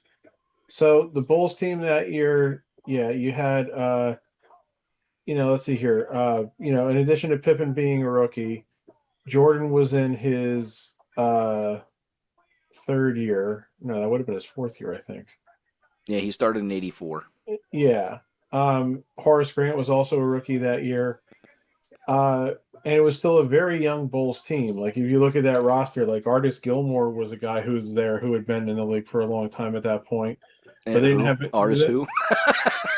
Artis Gilmore. Artis Gilmore, Come on, like multi-time All-Star. yeah. But like the Bulls Yeah, only but had nobody really remembers him outside of people that knew about Chicago. right. Well, my point is, I know other that than everything. Artis Gilmore, the Bulls only had 3 guys on their roster that year who had more than 5 years of experience, and those guys were Dave Corzine, Rory Sparrow, and Elston Turner. Not exactly household names, you know. No. Meanwhile, the 87-88 Pistons, yeah, Isaiah had been in the league for 6 years. Rodman and John Sally have been in the league for a year. Dumars had been in the league for 2 years. But they also had a bunch of veterans in Lambier and Rick Mahorn and Vinnie Johnson and Adrian Dantley and Daryl Dawkins are all on that team. So it's like, yeah, I don't think that's much of a flex to be saying, oh, my veteran laden team that also had a bunch of young stars was able to beat the Bulls when they had like no veteran presence, and some of the guys who would be like the key players in their championship teams were rookies. It was like Isaiah's like, well, Jordan didn't have a winning record against Bird and Magic. Yeah, no shit. Can you Those guys retired before he could have a winning record against them. like do you No, let's nobody talk about the talks. teams Nobody that talks a traded better off game of, NBA titles within almost the whole fucking 80s? there, Yeah. there are very few people who have a more inflated ego about their accomplishments in the NBA than Isaiah Thomas. Yeah, Yep. so true. So if he- And again, I'm not saying he wasn't a great player. He was. I'm not saying he wasn't a Hall of Famer. He was, but he carried that over in the way he always was as an executive and a coach, and he was terrible as an executive and a coach. No, absolutely. Oh, he fucked over what was that other basketball league, the CBA, Yeah, Continental Basketball Association. He was screwed running that them for a over, couple and years then and he- dragged that to the and ground. then he helped keep the Knicks shitty for years. So Yeah. So LeBron leaves the Cleveland Cavaliers for the first time, and everybody says, "Well, look at what happened to that team when they left." Well, yeah, They didn't have a they team. they tanked, but he wasn't the only player that left. That And squad was LeBron- completely and LeBron- decimated almost. There was almost LeBron was also like very much right in his prime when he left. yes. Yeah. So LeBron was in his prime, almost in his prime, or in his prime. They lost more than just LeBron. When Jordan left, everybody else stayed. That's why that team was still so good. Very big difference When Jordan in that Jordan left comparison. when Jordan left Right. the first time. The first time. Guys, Very big side difference. note. Are they shooting this in like IMAX? Why does this look I so know, weird? it looks really weird, right? It's like super high def. I don't know if that's like a drone or yeah. They use a drone a lot Lil anymore. Nate looks amazing. Oh my God, they're this they're camera using makes 4K high def drones. this camera makes Little Nate look younger than he did in 1999. But think about when he comes back to Cleveland. Okay, he does his stint down in Miami. He comes back to Cleveland. Who's he got on his team? He's got Kevin Love and Kyrie Irving. Those are big time players. Now Kevin Love, you can say maybe didn't have the career maybe he could have had, but he was still at that point in time was a very good player. Because he's white. No, just because I think his career fizzled out a lot earlier than what it could have. I don't think he ever had a real huge His career peak. fizzled out when he teamed with LeBron. No, people always hold Kevin Love's uncle against his career. What does his uncle do? Was a very annoying member of the Beach Boys. Oh. Mike Love? Mike Love is Kevin Love's uncle, yeah. No and shit. And Mike Love is Mike Love is easily the most annoying member of the Beach Boys. Yes, he is. With the monkey dance and everything. Yeah. 100%. Well, his drunken comments at the Rock and Roll Hall of Fame induction ceremony the year the Beach Boys and the Beatles both got inducted, where he was also dogging on Mick Jagger for not being there, despite the fact that Mick Jagger inducted the Beatles that night. And when Brian Wilson passed away there a couple, whatever it was last year or the year before, I remember seeing so many like Onion-esque headlines saying something like, Mike Love, reportedly very broken up over the fact he will never be able to sue Brian Wilson again. Because Mike Love I think sued Brian Wilson saying that he deserved like songwriting credits for a bunch of Beach Boy songs and shit. Mike Love's a fucking asshole. I've heard that all the way around. I did not know that he was Kevin Love's uncle. I learned something new today. Do you know we're only almost 2 hours in and we're already at match 5?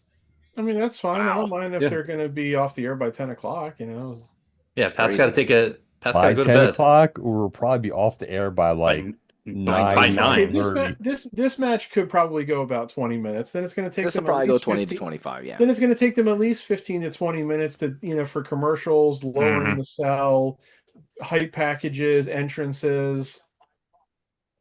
So with this match, I can't stand either of these guys, if I'm going to be completely honest. Okay. Sorry, Joe. Sorry. I'm only kidding. Where's my CM Punk shirt? We the three of us know somebody that despises CM Punk with a passion, so we're used to it. At least I am. Yeah. So that's what it is.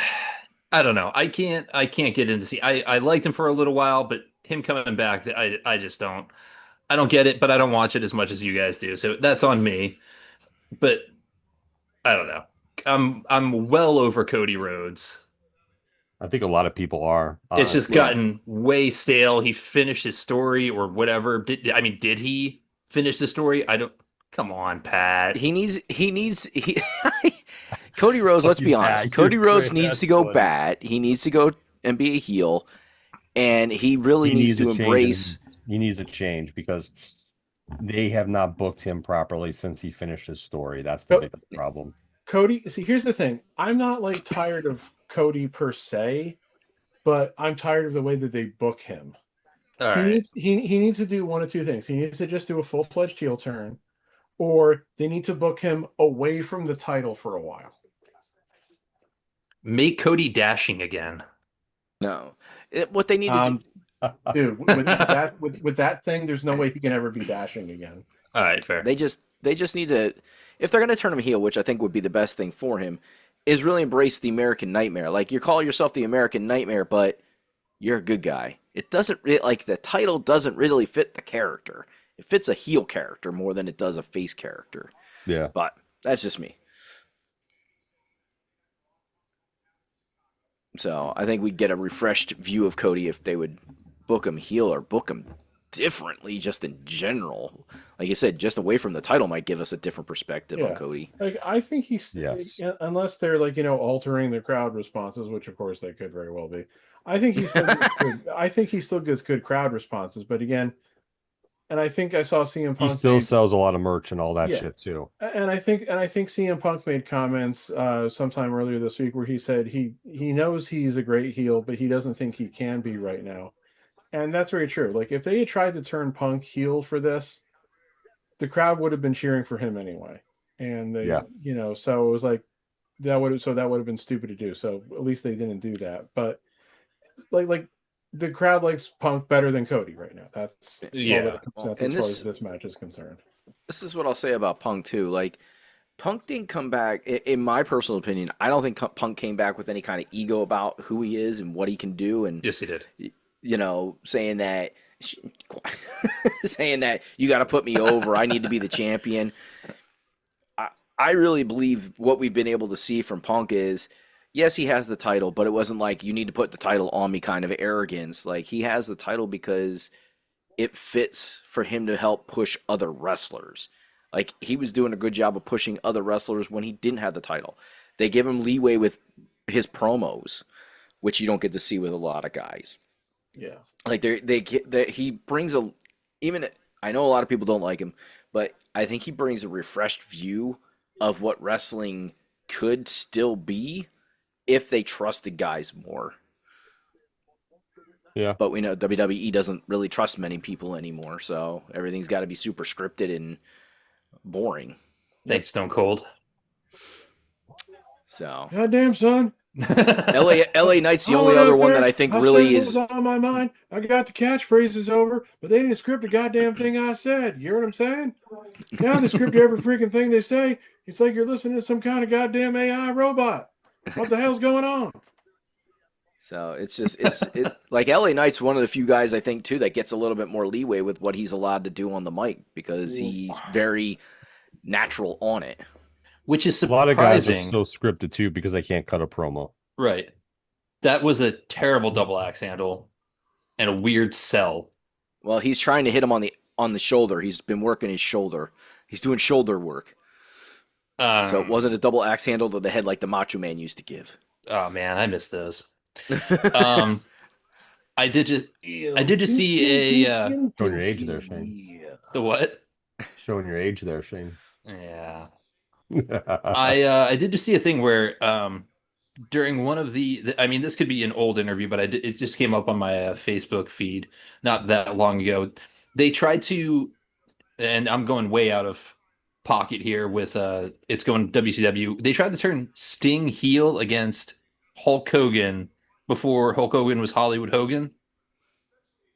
No. And it didn't work. Like he gave him a chair shot and everyone cheered or something, or hit him with the bat and everyone cheered. The fall of 1999, Hogan had missed most of the summer of that year because he had to get knee surgery. He came back still wearing the NWO colors, but the NWO had basically ceased to exist at this point. Mm-hmm. They did a thing where he came back and he beat Savage for the title the night after Savage won the title from Kevin Nash at either Bash at the Beach or Road Another Wild reason for Savage to hate Hogan. Yeah. Hey, Randy Savage, every time that he was WWF or WCW champion, he lost it back to either Hulk Hogan or Ric Flair. Then they did a thing, but then they did a program between Nash and Hogan, which ended with Nash having to retire. Mm-hmm. But in that program, Hogan went back to wearing the red and yellow. So he did a full-fledged face turn. Okay. And then they were doing this thing between him and Sting. I don't remember exactly how it got started, but Lex Luger got involved in it after Luger came back after being out with an injury for a few months. And Luger was looking a lot more jacked than he had been. And he kept trying to convince Sting that he couldn't trust Hogan and, this, that, and the other thing. And then there was a match between them for the title. I think it was Fall Brawl. Okay. Which ended with Sting turning on Hogan with Luger's assistance, and they won the title. But because it was still I don't remember where they held Fall Brawl. I'd have to look it up. I think it was still one of the southern places where they still were never really fully embracive of Hogan because he was still the WWF guy and everything. Gotcha. And then Hogan was supposed to challenge Sting at Halloween Havoc that year for the title. But Hogan came out for that match in street clothes and laid down in the ring, and Sting pinned him. because that's when Hogan then took like about a 4 or 5 month hiatus, because that's when Russo had come in, and Russo basically didn't want Hogan around. Yes. Even though Russo hated Hogan. even though Hogan was still Russo's a piece of shit too, by the even way. though like in Well, late 1999 there, Hogan was still one of the few guys who was still getting a genuine reaction from the crowd one way or the other. But Russo was like, bro, we gotta push the young guys that nobody gives a shit about. We gotta make Jeff Jarrett the face of the company, bro. We gotta get rid of Hulk Hogan, bro. Look who they put the tag titles on. No one gave a shit about any of the tag champions after that in that time frame either. yeah, it's it's funny. Russo, might have been able to do his thing in WWE and like help Which there. was only a small amount. Right, it's to very be small. honest. Right. But And he Russo makes it he seem might like it's the greatest thing since sliced bread. Like he invented something. So he had his time in WWE, definitely for a small portion, helped out with them and get them to a spot where they got better and could compete and ratings wise and stuff like that. But his whole thought process of bringing the Jerry Springer side of things to wrestling, especially when he got to WWE to WCW, And he I'm sorry. did it By in that TNA time, in the Jerry's beginning too. by the time he did that, I want to say, and I'm probably off with my timelines, but I want to say Jerry Springer really wasn't as popular as it used to be. Like it kind of had run its course, and everybody was kind of tired of Jerry Springer stuff, or was like over it in the sense it's made up, like it's now theatrics more than a real story. Like they're just putting people on there that are, they're paid to act that way. That's a fair assessment at that time frame. But like Russo said on the TNA Dark Side of the Ring episodes that just aired, bro, I was writing a television show, bro, not a wrestling program. Not that tells you how out of touch he wrestling. is. Television, bro. This is the man who was still bringing the same garbage pail shit to TNA in the beginning, where he has a fucking midget jerking off in a garbage can. Okay, so I got one over there. Yeah,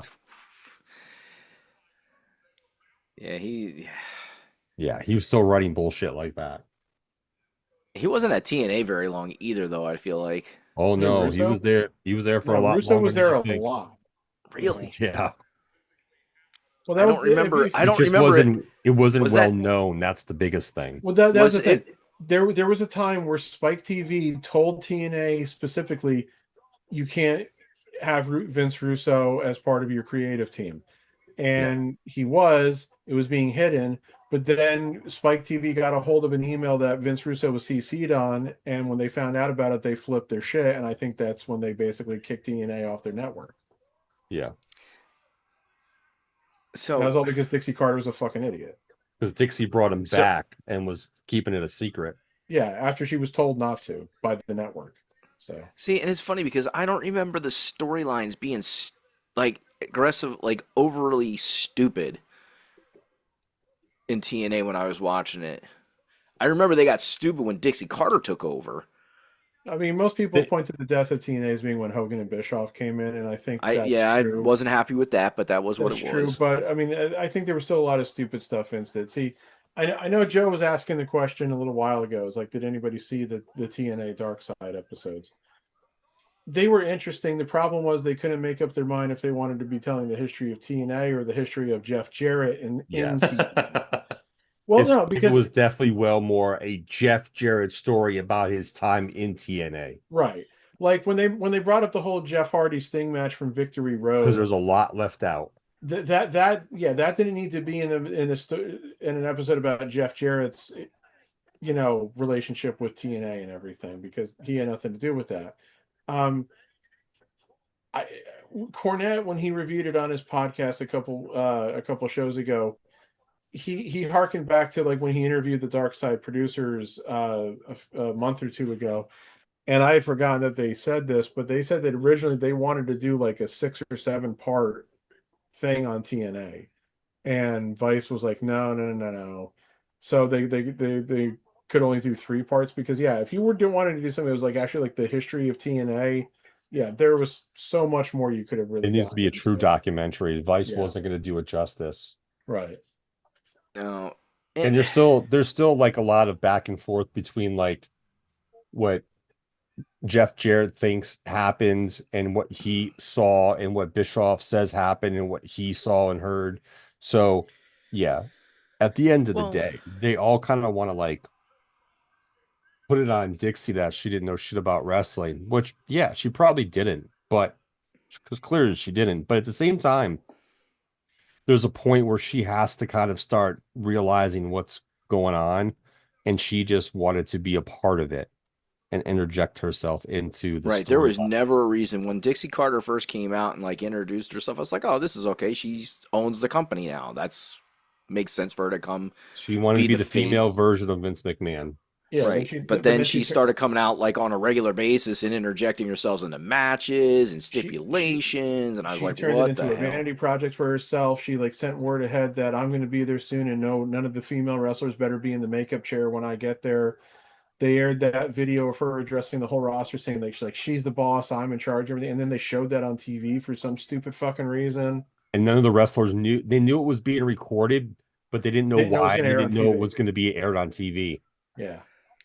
Like it's just it became really stupid. And then when Hogan left TNA, they did the whole embarrassing thing with her clinging to Hogan's leg, trying to beg him to stay, and it just made her look like the most pathetic bitch ever.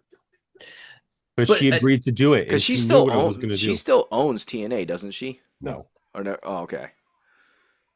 So, but there were really good parts of TNA to where like if it was more publicly known and broadcast, like I do like the X Division made TNA when they were on Spike, it was great. Yeah. When they were on Spike, regardless of who was doing the writing at that time, the matches, I felt like the overall storylines were decent, good. Like it was really good wrestling television. The matches hid a lot of the bad storytelling, put it that way. Yes. I mean, but TNA had they brought in a lot of the old WWE guys. I mean, they had Sting. There was some old WWE guys, not as much as Sting, Kurt Angle, Christian. Right. You had the whole main event Mafia group, which was Sting, Kurt Angle, Booker T, Kevin Nash. A lot of those guys came. Well, I shouldn't say so. Christian, and here's the other thing. Christian, he was there before Kurt. They didn't even mention fucking Christian. Christian was there first, and then and then Angle. Those were like the two real big ones, because before that there were some other former WWE guys there. Like Scott Hall was there in the first year or two of TNA, but it really didn't do much. Ken Shamrock was the first TNA World Heavyweight Champion. There was Raven. Yeah, there was others, but they weren't WWE main eventers. Well, I mean, Ken Shamrock was, but Shamrock, Scott Hall, and stuff like that. But a lot of the other ones really weren't. And there was some ECW guys that showed up there too in the early days, in the first several years too. Aces and Eights, man, that was that was a great faction. Well, that was that was Aces and Eights and the Beautiful People. Those two groups were brought in the highest ratings, the highest watched TV. I liked Beer Money too. Beer Money. I was about to bring up Beer Money. Yeah, group tag team. There was a lot of positive that came out of TNA in those days, and unfortunately, those guys, Bobby Roode got brought over to WWE and floundered. Now he's a backstage guy, but he floundered gloriously. Yeah, sure. He had some neck injuries too, and he didn't want to. He didn't want to keep wrestling. James Storm he stayed with TNA for as long as he could, and now he's just happy being a dad. He's trying to get into movies. I think I saw a snippet with him in a movie, and I was like, "Oof!" Like He's been doing indie wrestling and getting into acting classes and doing movie stuff. Yeah. But I don't blame the snippet that I saw on him. I blame it on this is probably the lowest budget movie put together in the ages. I know the writing's going to be bad. I would not need to take acting classes. Right, because you'd never be in a movie, so that's okay. Well, that's one. Who's bragging, Pat? What was that? Bragging? We're bringing up that bragging conversation again? Well, no, it's just because my whole life is an act. Right. Uh-oh, we're gonna do it. They're gonna bridge up. This has been a decent match the whole time, to be Uh-huh. honest with you. I like Yeah. the fact that they went a little old school, and there was actually like guys working on body parts instead of just slam, jump off the top, do this, do that. You know, it was like shoulder and working on Punk's knee, and I think that's, like I said, I think that's the one thing that Punk brings back to matches. Like, he wants matches to take a long time, but also bring back some of the Old old school school stuff. styles of stuff, and that's lost now in a lot of matches. Is nobody works on an arm. Like, how the hell did he get enough strength in his arm to be able to do that move when he couldn't move it 10 minutes ago? Things like that. I think that's a Oh. cool aspect of wrestling that's kind of lost a lot.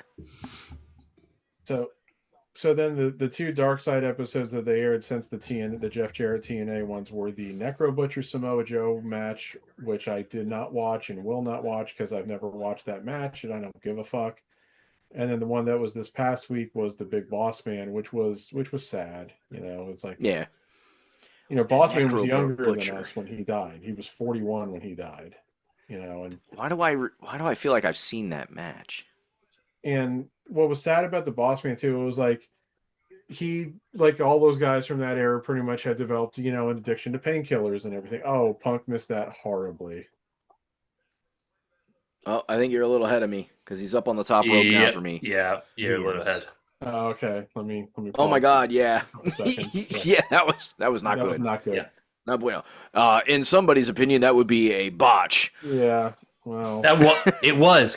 I'll take the place of that. That was a huge botch by Pepsi Phil. You're going in timeout, Shane. the whole thing with the Boss Man, like he got addicted to painkillers, but then when Kurt Hennig, Mr. Perfect, who was one of his close friends, died of a cocaine overdose in, what was it, 2003, I think. They said that he was finally able to kick it and everything, but then in 2004 he had a massive heart attack, which they say could have been because of his past drug abuse. It could have been because of his size. He was a heavy guy. It could have been just because of his genetics, because I think there was heart disease history in his family. So I think he's 41 years old, and when he dies in his fucking armchair. So that's really sad. And the episode they're airing this coming week is going to be a sad one too, because it's going to be on the Renegade, Oh God.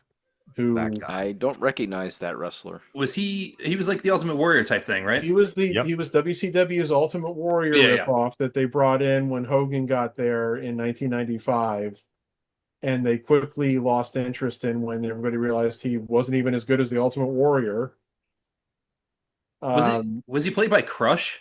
No, Or is that a different guy? Okay. no, it's a different guy. And then eventually the guy who was the Renegade committed suicide. So it's I've seen a couple preview snippets for the episode, and like there's one which makes Eric Bischoff look really bad because he's like, I'll have to see the whole episode, but Bischoff was basically saying like, he had problems. It was like, that's not our fault.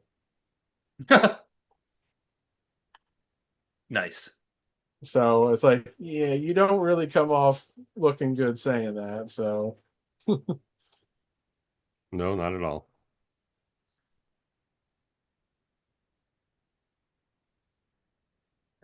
Okay. now I they've guess gone you guys back are to right. This what? match is okay. We're up to 20 minutes.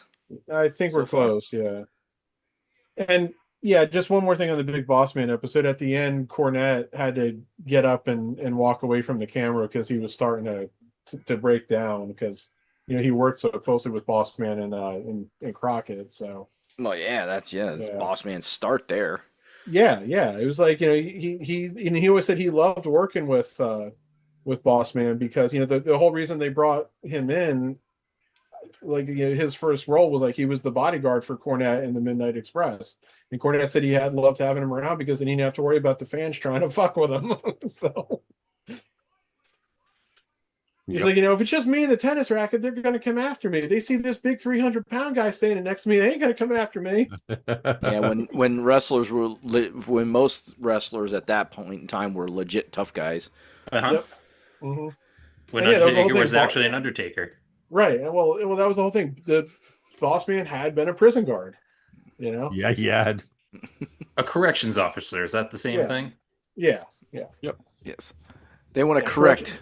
Corrections officer is the euphemistic way of saying prison guard. Yeah. Is this finally it? Maybe. It's still too close to the ropes, I think. That's what I thought too. Isn't it? Especially without taking his arm. Guys, isn't it just as easy to lift your shoulder as it is to grab the rope as hard as he just did? Yes. Maybe. Okay. Well, I guess maybe It was an emphatic grab. He's like, with the guy covering you, there's still supposed to be pressure on your shoulder, but not necessarily on your arm. But like I said, you guys were talking. This, I'll give them this. This is a decent match. Yeah, it's been fun. It's been an average match. Maybe a little bit above average in certain parts, but it's keeping the attention of the people there, which is always a good thing. It's keeping my attention. So people aren't like chanting for them to go home like this is boring. They're not getting those kind of chants. It's keeping everyone's attention, as we've been talking about the dark side of the mat for the last 15 I've been minutes. I've been eyeballing this the whole time. Well, the whole time we're talking, I'm eyeballing my screen, I know, little tiny screen. Well, we're not the match announcers. We're not supposed to be giving a blow by blow of what they're doing in the ring. No, not gonna lie. The first time we did this, I thought we were gonna do play by play on the matches. Please, no, Punk. Do it again. He's going off the top. Oh yeah. This is a recipe for disaster. Oh yeah. Give him the elbow. Drop it. Drop it like it's hot. Oh, he almost fell. Oh. Ah! Yep. Coming right into your living room from that camera angle. Talk about in your house. I was a little disappointed. WWE finally came back to the PPL Center, and it was the night of one of Lucas's games, so we did not go. Oh, somebody wrote a write up of that on Cage Side Seats a few weeks ago, and they said it was actually a pretty decent show for a house show and everything. And I think the last house show that was there was good. It was super entertaining. Yeah, But I think they said they actually had some guys who weren't advertised to appear, who appeared like big name guys.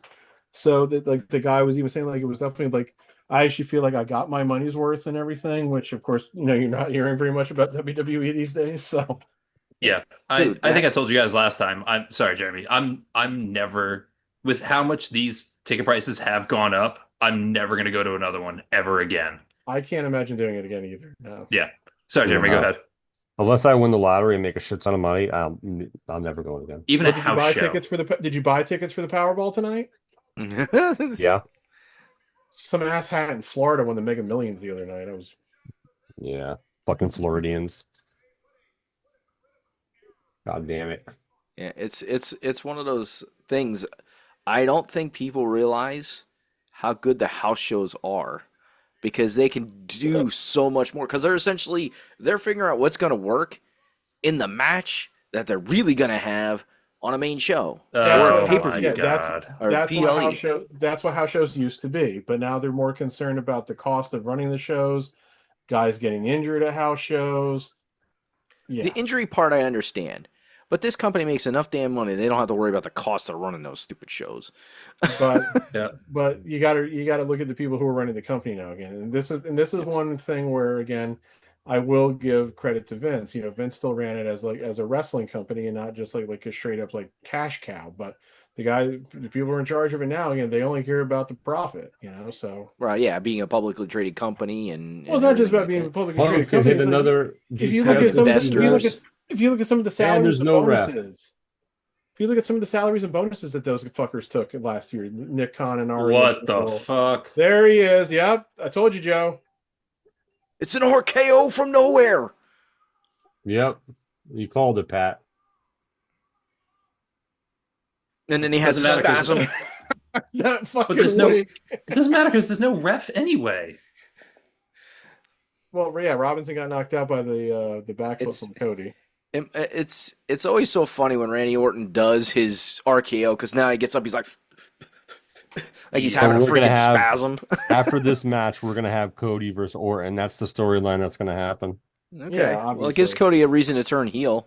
Too bad Orton's already a heel. I was going think. to say I don't know. they're not going to have Cody. They won't have Cody turn heel now because he's going to do with Orton because Orton was a heel when he was last on TV. But it will at least take Cody away from the title. Yes. Yeah. Maybe they are thinking. But no, so the last house show that I took Luke my whole family went. It was all four of us. We saw Shane there, and it was great. Like it was entertaining. They worked with the crowd, and we got to see a lot of the main event wrestlers, like who. That was a Man, really I long I time will be ago. right back. I got to go check I know. on the doggos.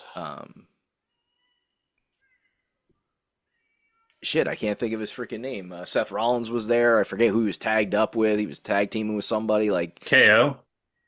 might have been, yeah, it might have been KO. But it was just. This was a bunch of years ago, right? Yeah, this is at least 6-7 years ago. 6-7. I'm so Oh glad my that's not a God. thing anymore. Ugh, so annoying. As much as you're trying to bring it back. I'm not. No, I don't want to bring it back. But yeah, that was at least 6 to 7 years ago since they've had a house show. That was the last one before this one that they did. That's how long it's been since they've run Yeah, they did. shows. Yeah, they did two years in a row, like back to back. Because I'm actually pulling it up right now. Yeah, KO. Let's see. Seth Rollins doing a suicide dive on the Alpha Academy. Yeah, that was And- the Alpha Academy was still together. And the guy who's married to Bianca Belair and that tag team. Oh yeah, the Street Profits. The Street Profits, yeah. Yeah, they were there. Montez. Yeah, Seth Rollins. Matt Riddle was still with the company. Yeah. Yeah. Finn Balor was there. Damian Priest.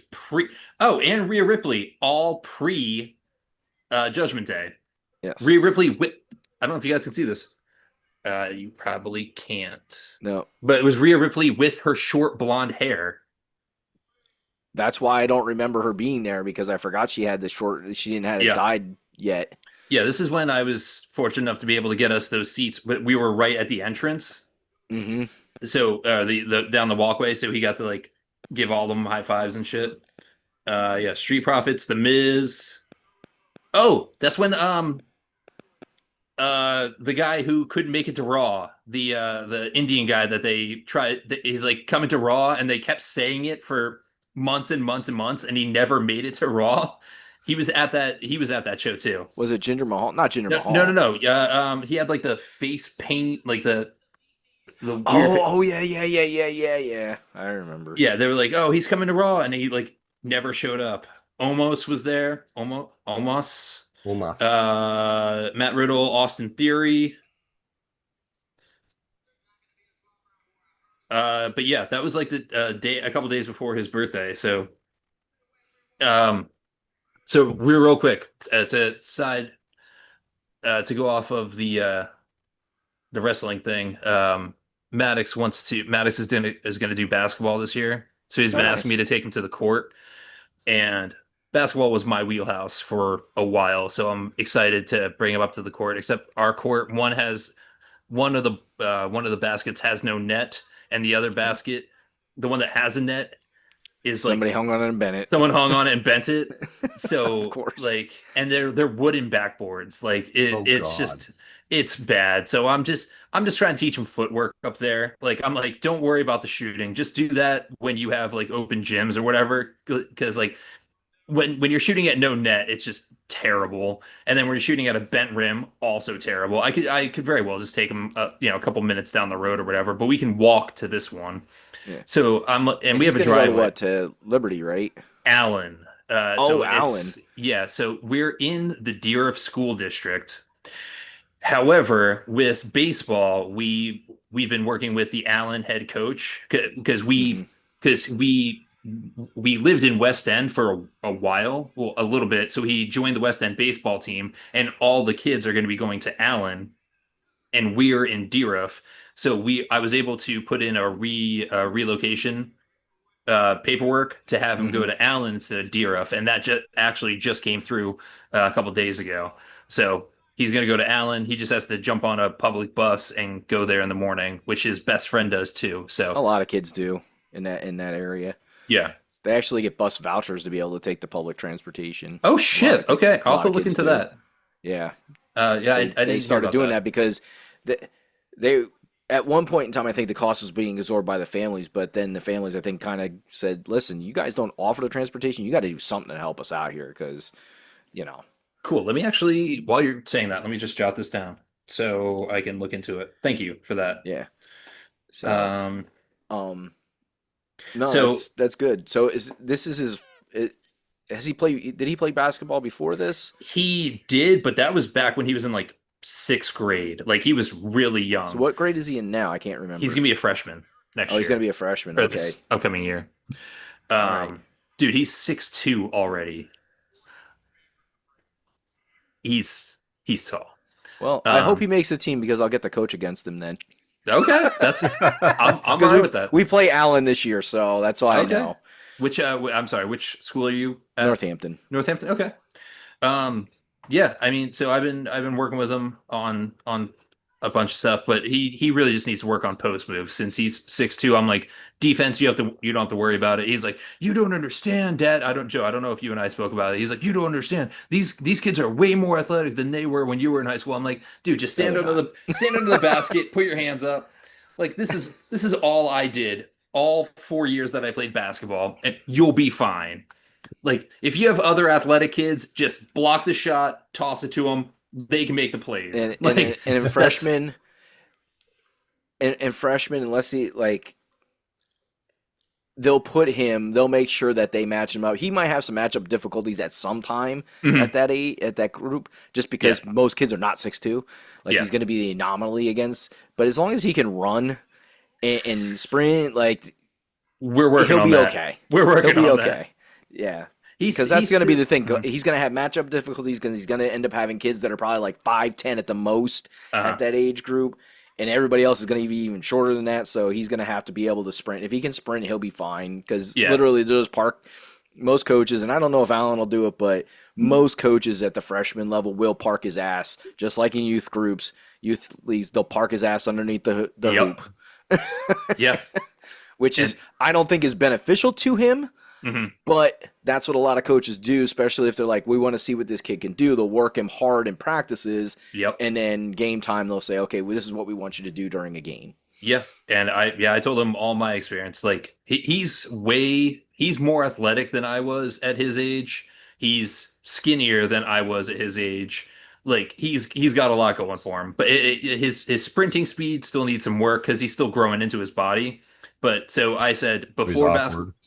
Yeah, so, I mean, again, he's doing what he can. He played football last year, so he's used to running a lot, and he's starting to lift weights and everything. So it's all going to be an adjustment for him replaying basketball. But he's like today, he wanted to go up to the field and work on baseball, and then when I went and grabbed his friend, we worked on baseball stuff for a little bit. And then after it, his friend's like, oh, do you want to come over to my pool and swim? And he's like, oh, I actually want to play some basketball before I do that. He's like, Dad, can we go up to the court and play basketball? I'm like, all right, cool. Yeah, we could do that. Like, I'm not going to say no. Yeah.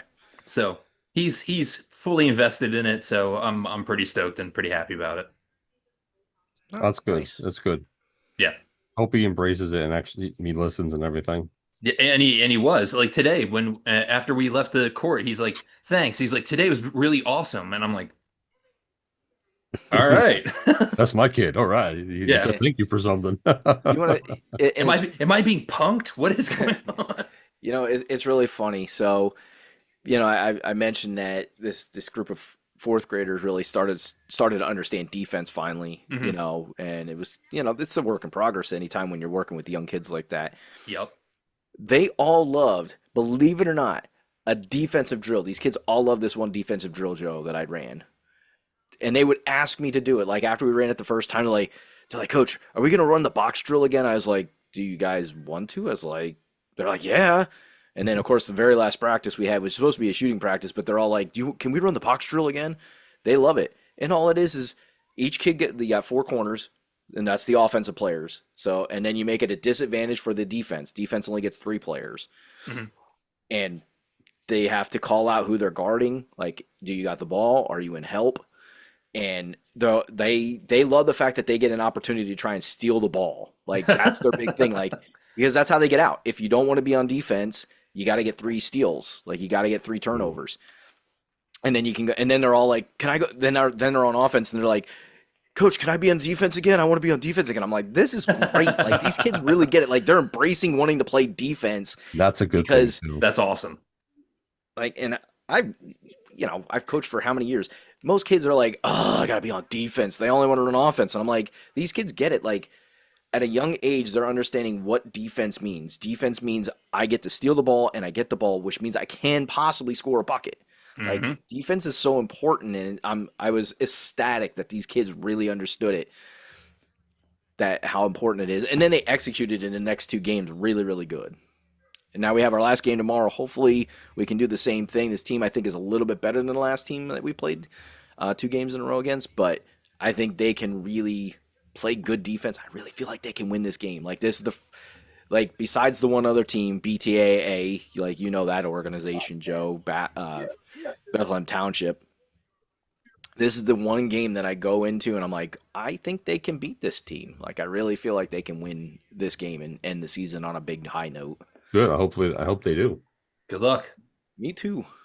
2 things super quick. So they just showed and I'm the one that distracted us from the first thing, but the human monies on a pole match. It's hilarious. Danhausen is awful. Dude, he is killing it. I was equally as skeptical when he showed up, and he has grown on me a lot. It's just so funny. And I like seeing the interviews with him, and I don't know if he was on Chris Van Fleet or he was doing another interview without the makeup on. Like he seems like a really nice dude. Yeah, he is.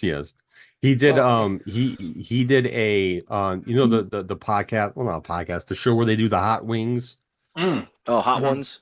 Yeah, so they did a Danhausen version. It was Miz and Kit on one side, and it was Damian Priest and R-Truth on the other side. They had a beer pong table up, and they had like different hot wings in each one. And it was just comical. It was so comical. It was great. It was a great watch. How many teeth do I have in here? And they're like, whoever guesses the closest doesn't have to eat the hot wing in the black cup, like the bomb wing or whatever they're calling it. And he goes over to Damian Priest. She's like, 15. And he's like, 15. And then Kit's like, I'm going 17. He's like, nope, 15 it was. And Miz is like, where's there 15 teeth in here? The guy who, Sean Evans, is from Chicago. The guy who does hot ones. Yep. I think he said he's a White Sox fan. Good on him. He is, yes. Yeah, I like the hot ones. He does a good job with that show. It's fun. He does, yeah. So Jeremy, Joe already knows this, but I guess I'll toss this out here since there's a lull in conversation. So Maddox tried out for and made a 15U baseball team that went out to Pittsburgh last weekend, 2 weekends ago. Okay. And he's like the youngest 14-year-old on the team, and he ended up being the number 1 pitcher.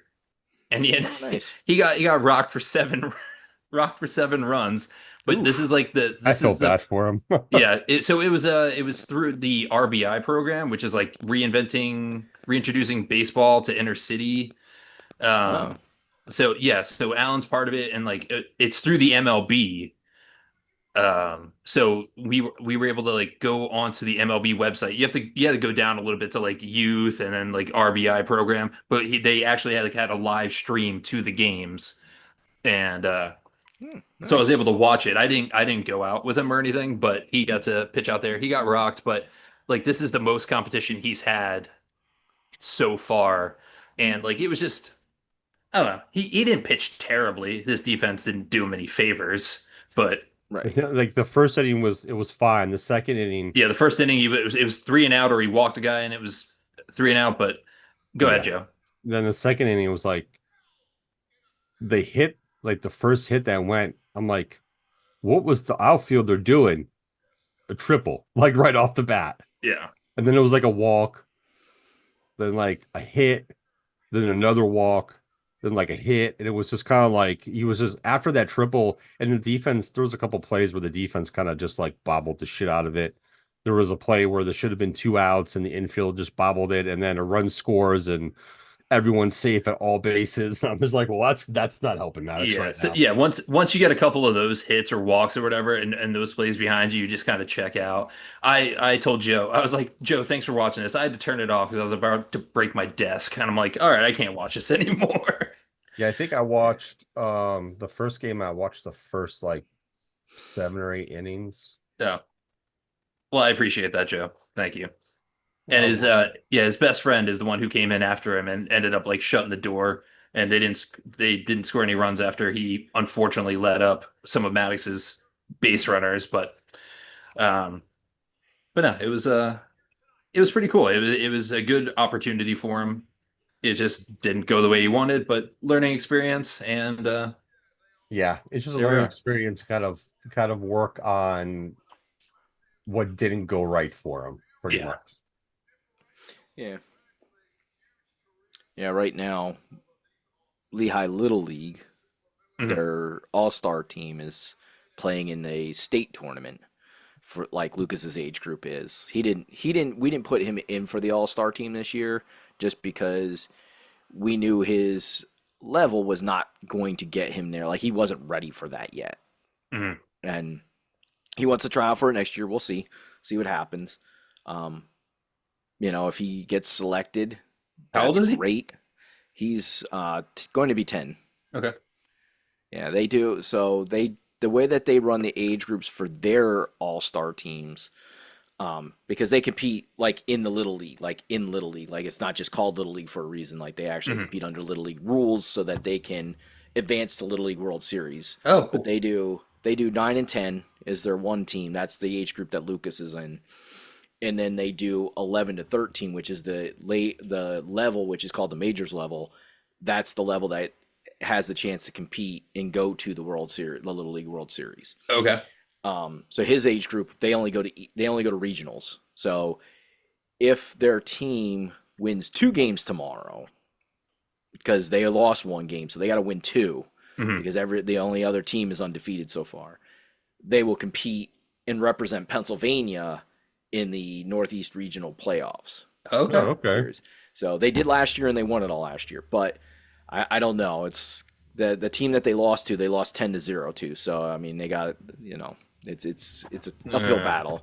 yeah. But It could be done it's though. interesting Yeah. to how much they practice 7 days a week. Like if there's no game, That's a they're fucking practicing. lot. That's a Yeah. lot. It is. I was just It's like, too damn. much, to be honest. That's 7 days a week is too much. Like you're gonna burn these fucking kids out. Yep. So my wife looks very pretty. She just got back from a baby shower, and she looks very pretty. So Oh, she's all that's dressed up. nice. Gay. I bet. That doesn't mean you're getting anything, Jeremy, was- just because she's dressed up. My wife just said it was a baby shower for one of the ladies that's in their cheer gym, and she's Hispanic, and she's like, the food was amazing. I was like, did you bring me back a plate? She's like, no, it was not that kind of party. I was like, damn. You should have went. Yeah, no, I should have went because I'm sure there was a bunch of guys there, and they probably had a keg of beer too.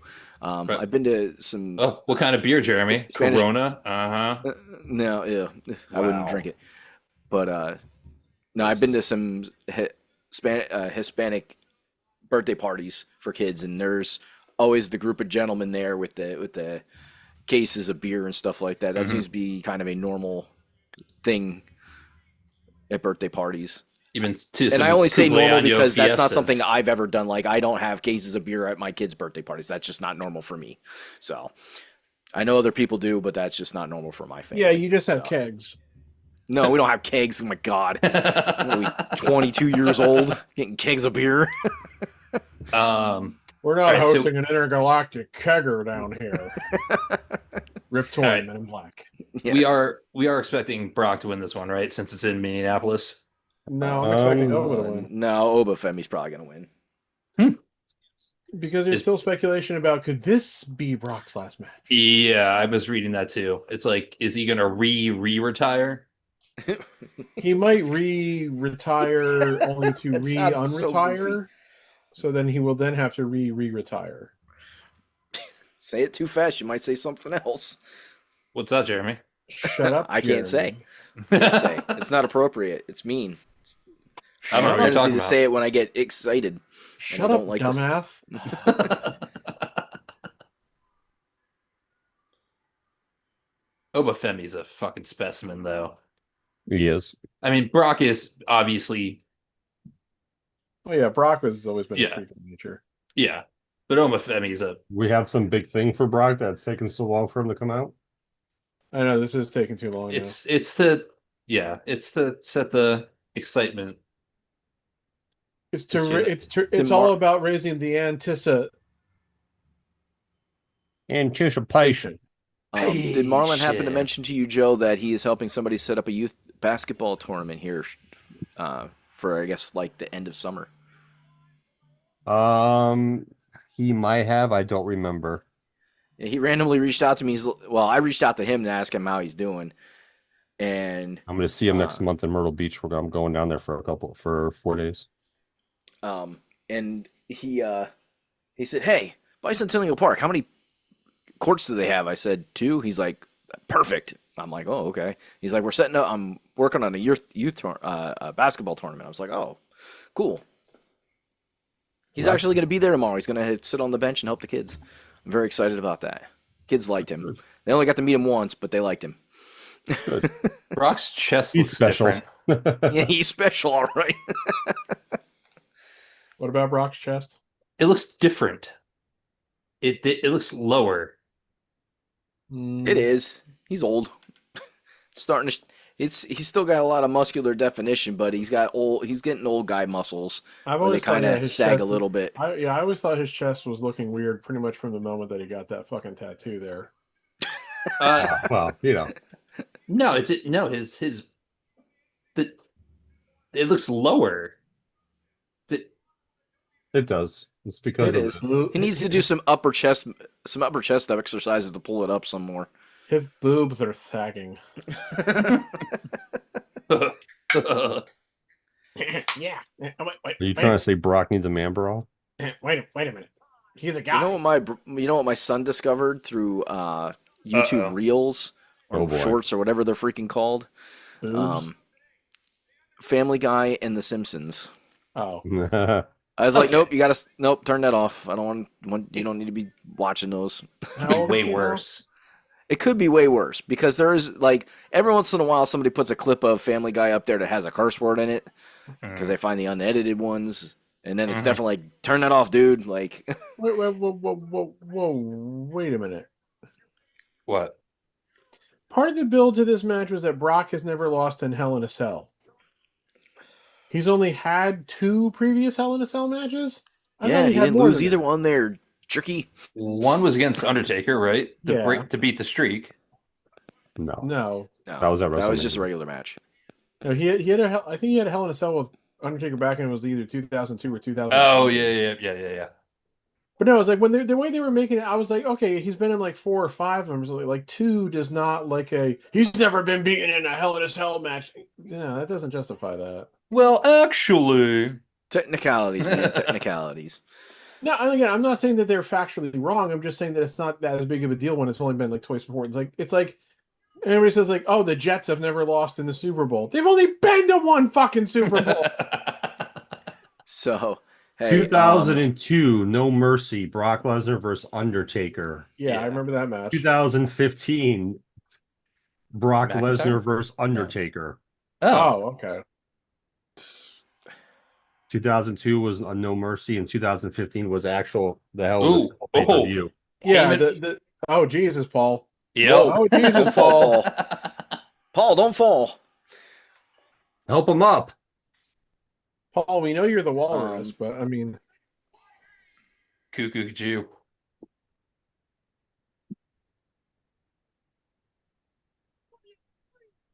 but I remember that Of the 2002 Broctagon, he said, the beast of the Broctagon.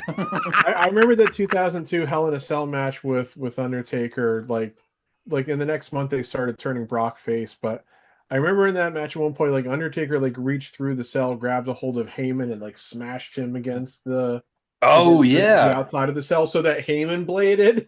That fucker. I think all three of them were bleeding at the end of that match. So I need It to was braid very- my hair like Brock as is right now.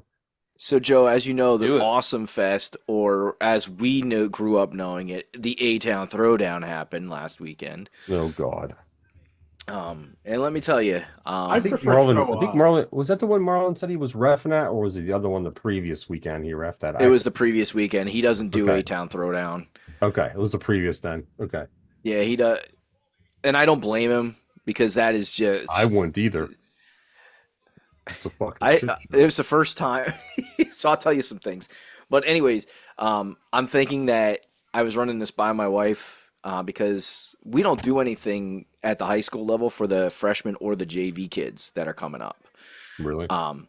It's all centered around varsity. Now they get workouts, like they have workouts, but there's no official basketball program for them to participate in. We don't run them as part of a league like a lot of other schools do. But anyways, they had some kids that are going to play freshmen this year, and one of the parents put together a team. So I was like, Jill, I think maybe I should do that because since they're going to be working with me anyways as the assistant, I was like, it might not be a bad idea for me to put something together, with the approval of the head coach, that be working with some of these freshman kids like over the summer and that. Yeah. And maybe get them in a small league just to get them playing games, not necessarily for the competition itself, just to get them playing games and working together. So, Yeah. Of but course. it was interesting to see them there because it was one of the moms that, got the parents to help fund it, and everything like that. But I got to see Malvern Prep. I don't know if you know who Malvern Prep is or heard about them or not. I've heard about them, but I don't know anything about. I've heard of them, but I know nothing about them. Well, they don't compete in the normal PIAA like brackets in What? school. They are a legit like prep school. Like they have a national team and stuff like that, junior national team that compete all over the country.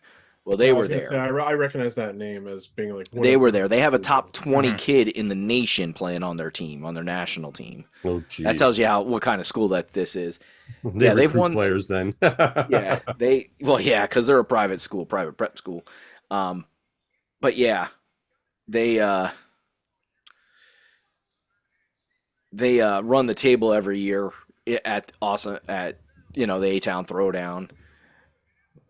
I mean, teams compete with them, but eventually they just start to pull ahead because they just have these really great players. They have really good talent on their team. Yeah, but it was quite interesting to this year. It's grown a lot since since years ago. I go now to watch some high school basketball and that, as well as because my nephews are playing high school basketball now, so I go watch them. And I go for the food because now he has a ton of food vendors. So I'm like, sweet food. Nothing wrong with that. So yeah, he's changed that. Like Toomey's really done quite the job with that.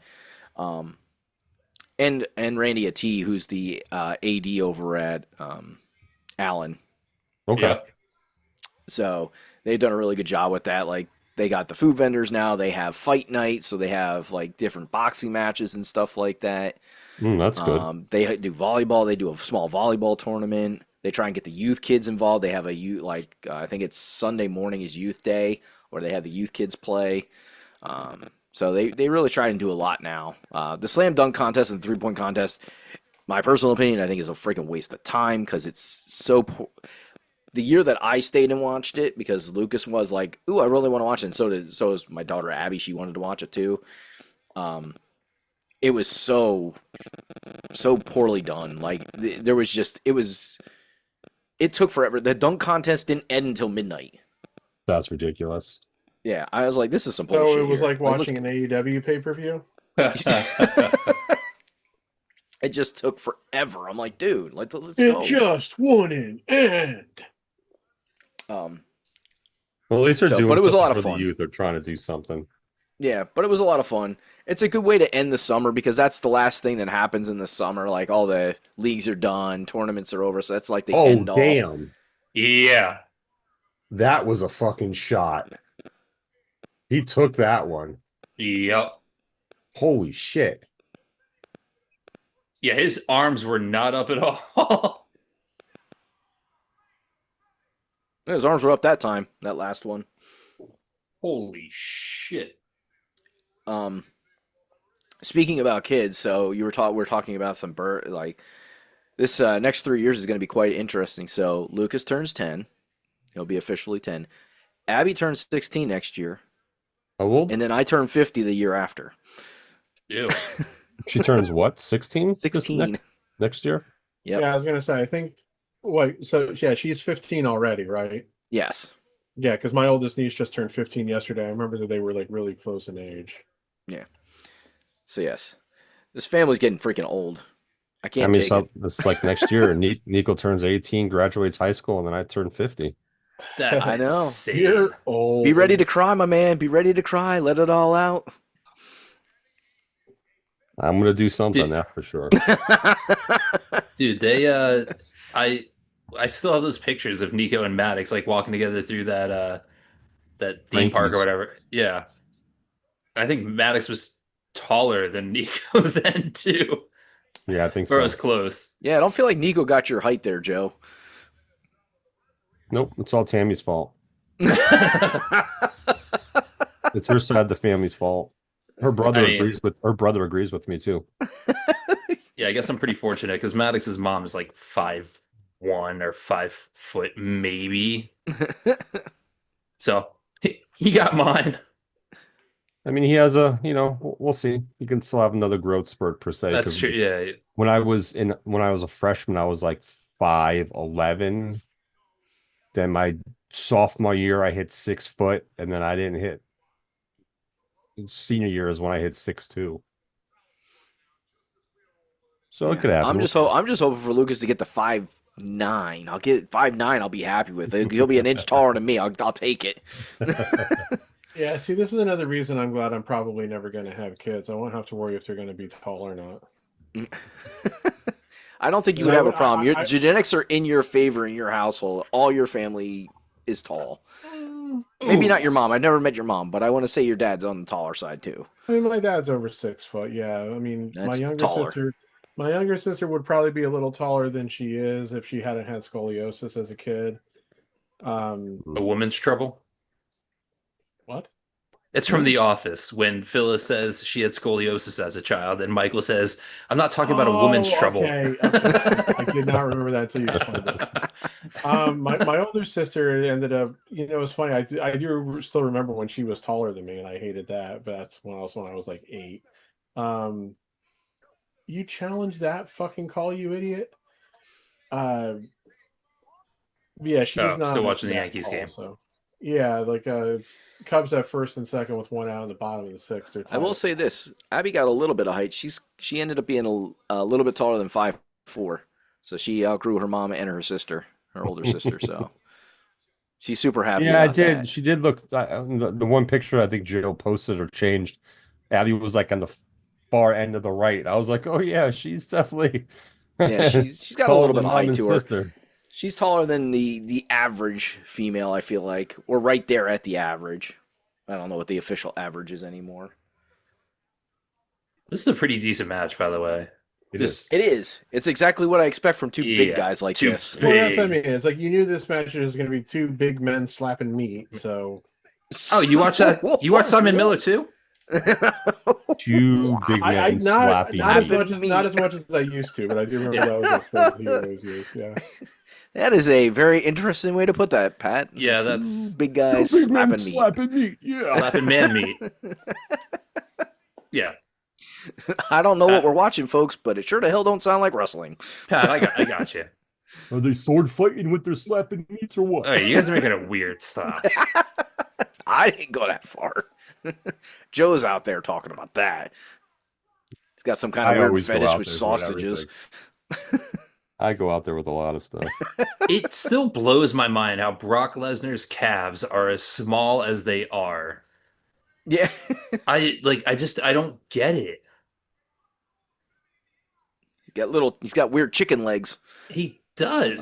They're not that skinny, but I just for Only at the him- bottom though. Oh, It's like a dear. chicken leg at the bottom. The rest of his legs pretty. Oh, okay, normal. he didn't quite no sell it, but he popped right back up. Yeah. It took about F5. 2 seconds before he got back up. And he's rolling back up into his feet again. What will keep this man down? It's the whole point of building up Oba as a beast. You Well, gotta yes, I understand that. And remember, like I mentioned earlier, Brock's mentoring Oba big time right now. Yeah. They're having like 2-3 hour talks about wrestling every week while they're at the shows. Brock is basically saying, "Look how big you are. You don't have to sell." Look at me. Well, no, Brock sells pretty well too. I want to see Oba pull a shooting star press off the top rope. No one wants to see that. You know, No. even Yeah, if we do. even if he could do that move, which I have no idea if he can. I've never heard anything about it. Something tells me they would not let him. He goes Listen, we saw Brock do it, Yeah. and it just didn't end well. All right, Yeah. we're not letting you do it. Triple H would be all like, "I've seen this movie before, and it almost killed somebody." Can you just him going back to creative? It's like, have you guys ever seen a shooting star press? It's like, no, just no. Like if Billy Kidman still works backstage, I can't remember if he does or not. He would probably be like, We still have one match after this, right? No, this is it. Oh, this is it. Okay, just double checking because shit. he's ripping up the mat. Which now, so he's gonna F5 him on the wood, on the board. straight up wood. He's gonna give him wood. Brock. Yeah, Yeah, that's Got so- in that pants, Get boy. the I see particle some wood board. coming out of it. I have to laugh as they go. That protective covering, that stuff it's so thick, you know. It just gives you such the bounce off that mat. That's straight up foam. It's only Yeah, I know. foam. That's it. Yeah, yeah. It's about an inch and a half, inch and a quarter of foam. Yeah. That's it. And then those What? wood planks. Yep.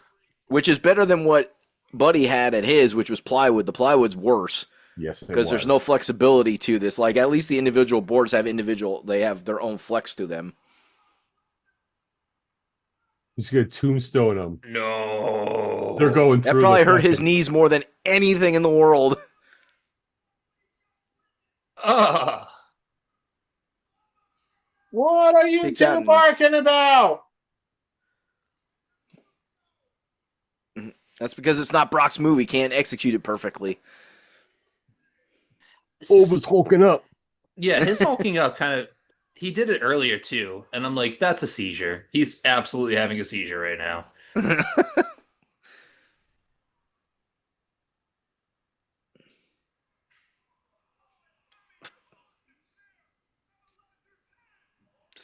Oh, he Oh, Big don't do Show that on punched there. that.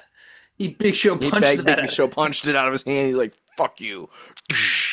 Did you see Brock looking back real quick to make sure he saw where he was going to hit? Yep. Yeah, he's like, Yeah. "Please do not drop me on the wood planks." Well, especially not because like where it's like it's ripped up right there. He wouldn't want to land half on the Yeah. mat and then half on the board either. You know.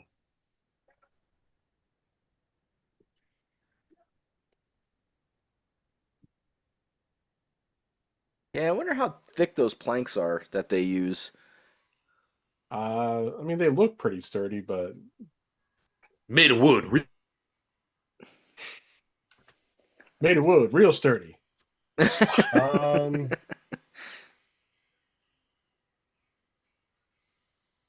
But yeah, that's why when they they're hit- probably inch thick plywood, an inch thick planks,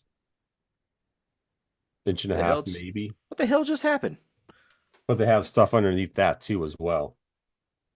Well, that's some bullshit. My freaking feed just stopped. All of a sudden, Hulu said, "Fuck you, I'm turning off." Oh, by the way, the other match times: Gunther defeating Nick Aldis went 11 minutes 40 seconds. The the 6-woman tag went 7 minutes 30 seconds. Punk Cody went 30 minutes 10 seconds. 30 minutes, jeez. Yeah, they don't have a time in for this match yet. This one went, I think it went at least 10. Well, yeah, and I didn't expect this match to go long. I don't like the fact that the main event match was one of the shorter matches. If you're gonna put the main event on, It still was a decent amount of right. time though. Yeah, I'm not. I just don't know what it is. Maybe 15? Technically, he couldn't pin him either because his feet were underneath Home the rope, so that pin run! didn't Spencer count. Jones, 2-1 Yankees. What, Spencer had a solo home run, right? Yeah, he just hit one solo opposite way to left field.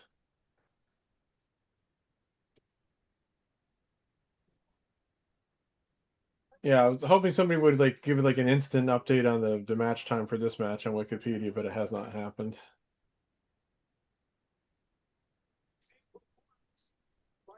The cell has been lifted. Brock is nowhere in sight.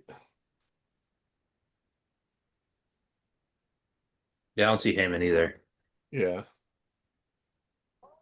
The ruler. Is it a 12-inch or 24-36? How long is the ruler? I didn't say it was a good That's joke. nasty. I didn't say it was a good joke. As my kids say, your jokes get worse every year, Dad. Did he just Yes, call Oba? yes, they do. Did Cole just call Oba the next big thing? So we're I going don't to know. transfer Brock's nickname to him? No. Here comes Brock.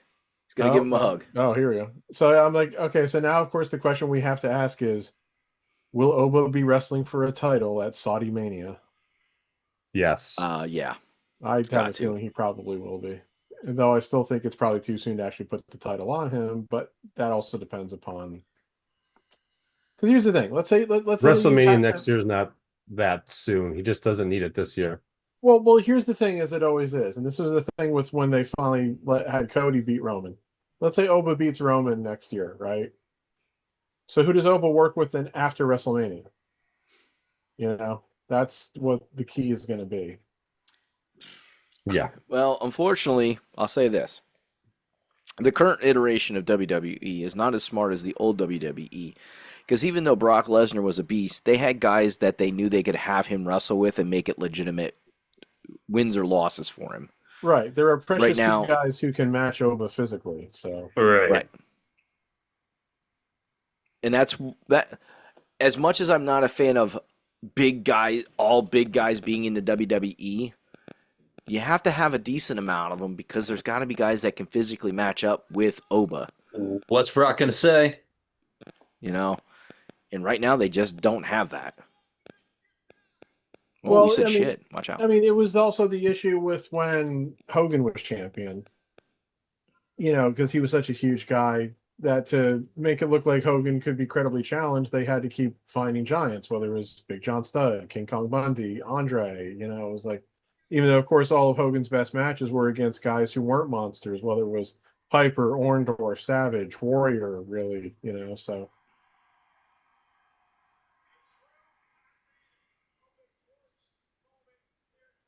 Yep. Huh. So he's super mentoring him right now.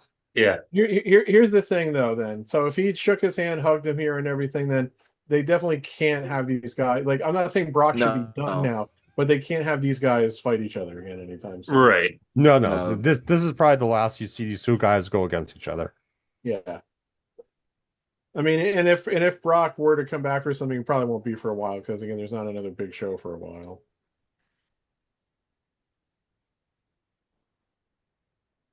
Yeah. Because I mean- Shane and Jeremy, you guys went on earlier about like I listened to Busted Open and Triple H was on the Busted Open the other day. And he was saying, tonight, In the middle of the ring. in the middle of the ring. He Triple H was on there and he was like, Brock's probably gonna suplex me for saying this, but he said they were talking about, you know, the young kids being mentored by the old guys in the ring, outside the ring, stuff like that. He was like, yeah, Brock's gonna suplex me for this, but he's like, he's been mentoring Oba for a while now. Like when they're both backstage at the show, he's like, they're in Brock's dressing room when they're talking wrestling for 2-3 hours. So like he is helping Oba huge right now. So even though the finish of that match was interesting, where Oba takes a tombstone on wood, but then Oba pins him on a normal finish is a little bit odd, but that's what they came up with. Yeah, So it's one of those things like we know from hearing multiple interviews from the old time guys that that's how it was. Like you took your licks, you got mentored by the older guys, you listened, you didn't say anything, you asked questions, and then that's how you learned. Like you didn't go into wrestling thinking you already knew everything about wrestling. yeah. And that's not the mentality of every young wrestler, but it seems to be more prevalent from what we have been hearing about some of the backstage stuff that happens in these smaller companies. These young guys go in and they don't think they have to be mentored by anybody. Like they already know how to do this and blah blah blah. And it's like, yeah, you might have the basics, but there's a lot more than goes into it. It's just what you think you know already. Yeah, and I think that was one of the big issues with Punk and AEW is that I think one of the things that allured Punk for going to AEW was that he said there's a lot of young guys, a lot of inexperienced guys here.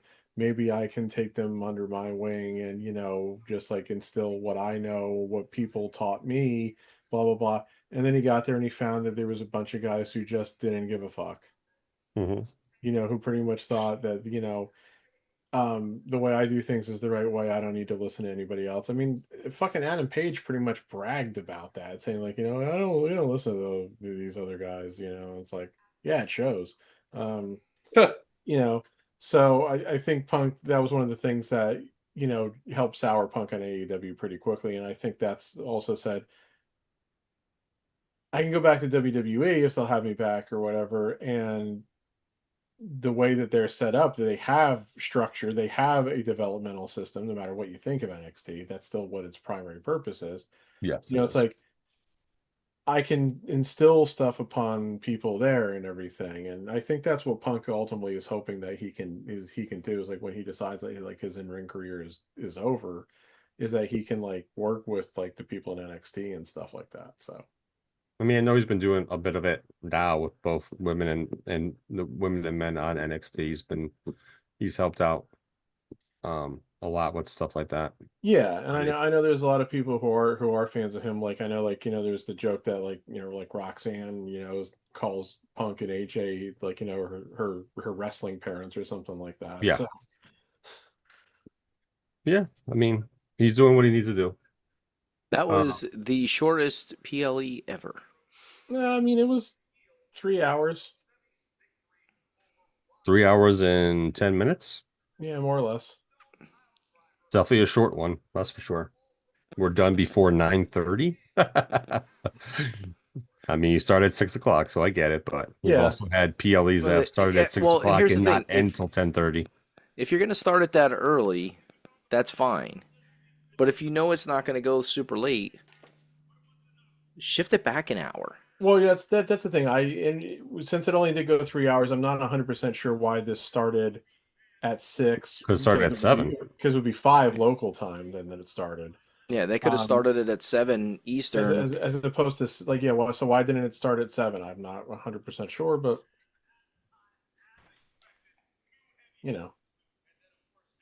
I gave it a B minus for night one. Does half the things they do, so I give it a B minus for night one. yeah, that feels about right for me. Not gonna lie, Shane, you look short next to your son. Yeah. Joe, I just sent him the picture of Maddox and I at the Iron Pigs game with him next to me. Oh, gotcha. Yeah. Pat, I don't have your number, else I would have sent it to you. I'm sure it's not that big of a deal. I mean, you might not have liked the picture because he is wearing a Mets jersey. There's a little bit of a problem there, so. Yeah, my kid's a Mets fan. I can handle that. Especially since the Mets are having such a shitty season this year. Yeah, Well, at least they starting shitty and will end shitty instead of give them hopes and then. Now, Jeremy, the bigger problem would have been if on the college basketball side, that's where the big difference is between Pat and Shane. Pat, are you a North Carolina fan? Yeah. Yes, he is. I'm a Duke fan. He's a Duker. Yeah. Carolina has been in a very weird position these last few years, and Now we enter a new era with a former NBA coach, and I'm like, I don't know if this is Oh, going to who did UNC get? Michael Malone. I don't recognize that Nuggets. name. Nuggets He's the head guy who coach. won the title with the Nuggets a few Yep. years ago. Yep. So I'm sure he'll get more money coaching at the college level than he was at the NBA level. Well, I don't know. So I don't Well, know. he I don't might. know. Who I don't know knows? if he. I don't know if he can like if he's going to be able to adapt to like the current college game. So Not a lot can. It's the NIL's really making things really weird. oh yeah, I mean like, and just the way things like change over and everything. I mean, let's look at it this way too. You look at college football. I mean, Penn State fired James Franklin, and so many guys transferred out, and then they hired the guy from Iowa State, and so many guys transferred into the program. A lot of them from Iowa State. I've been, kind of needling my mother ever since that was all going down. I said, "Mom, you're not going to recognize one fucking guy in the field next year."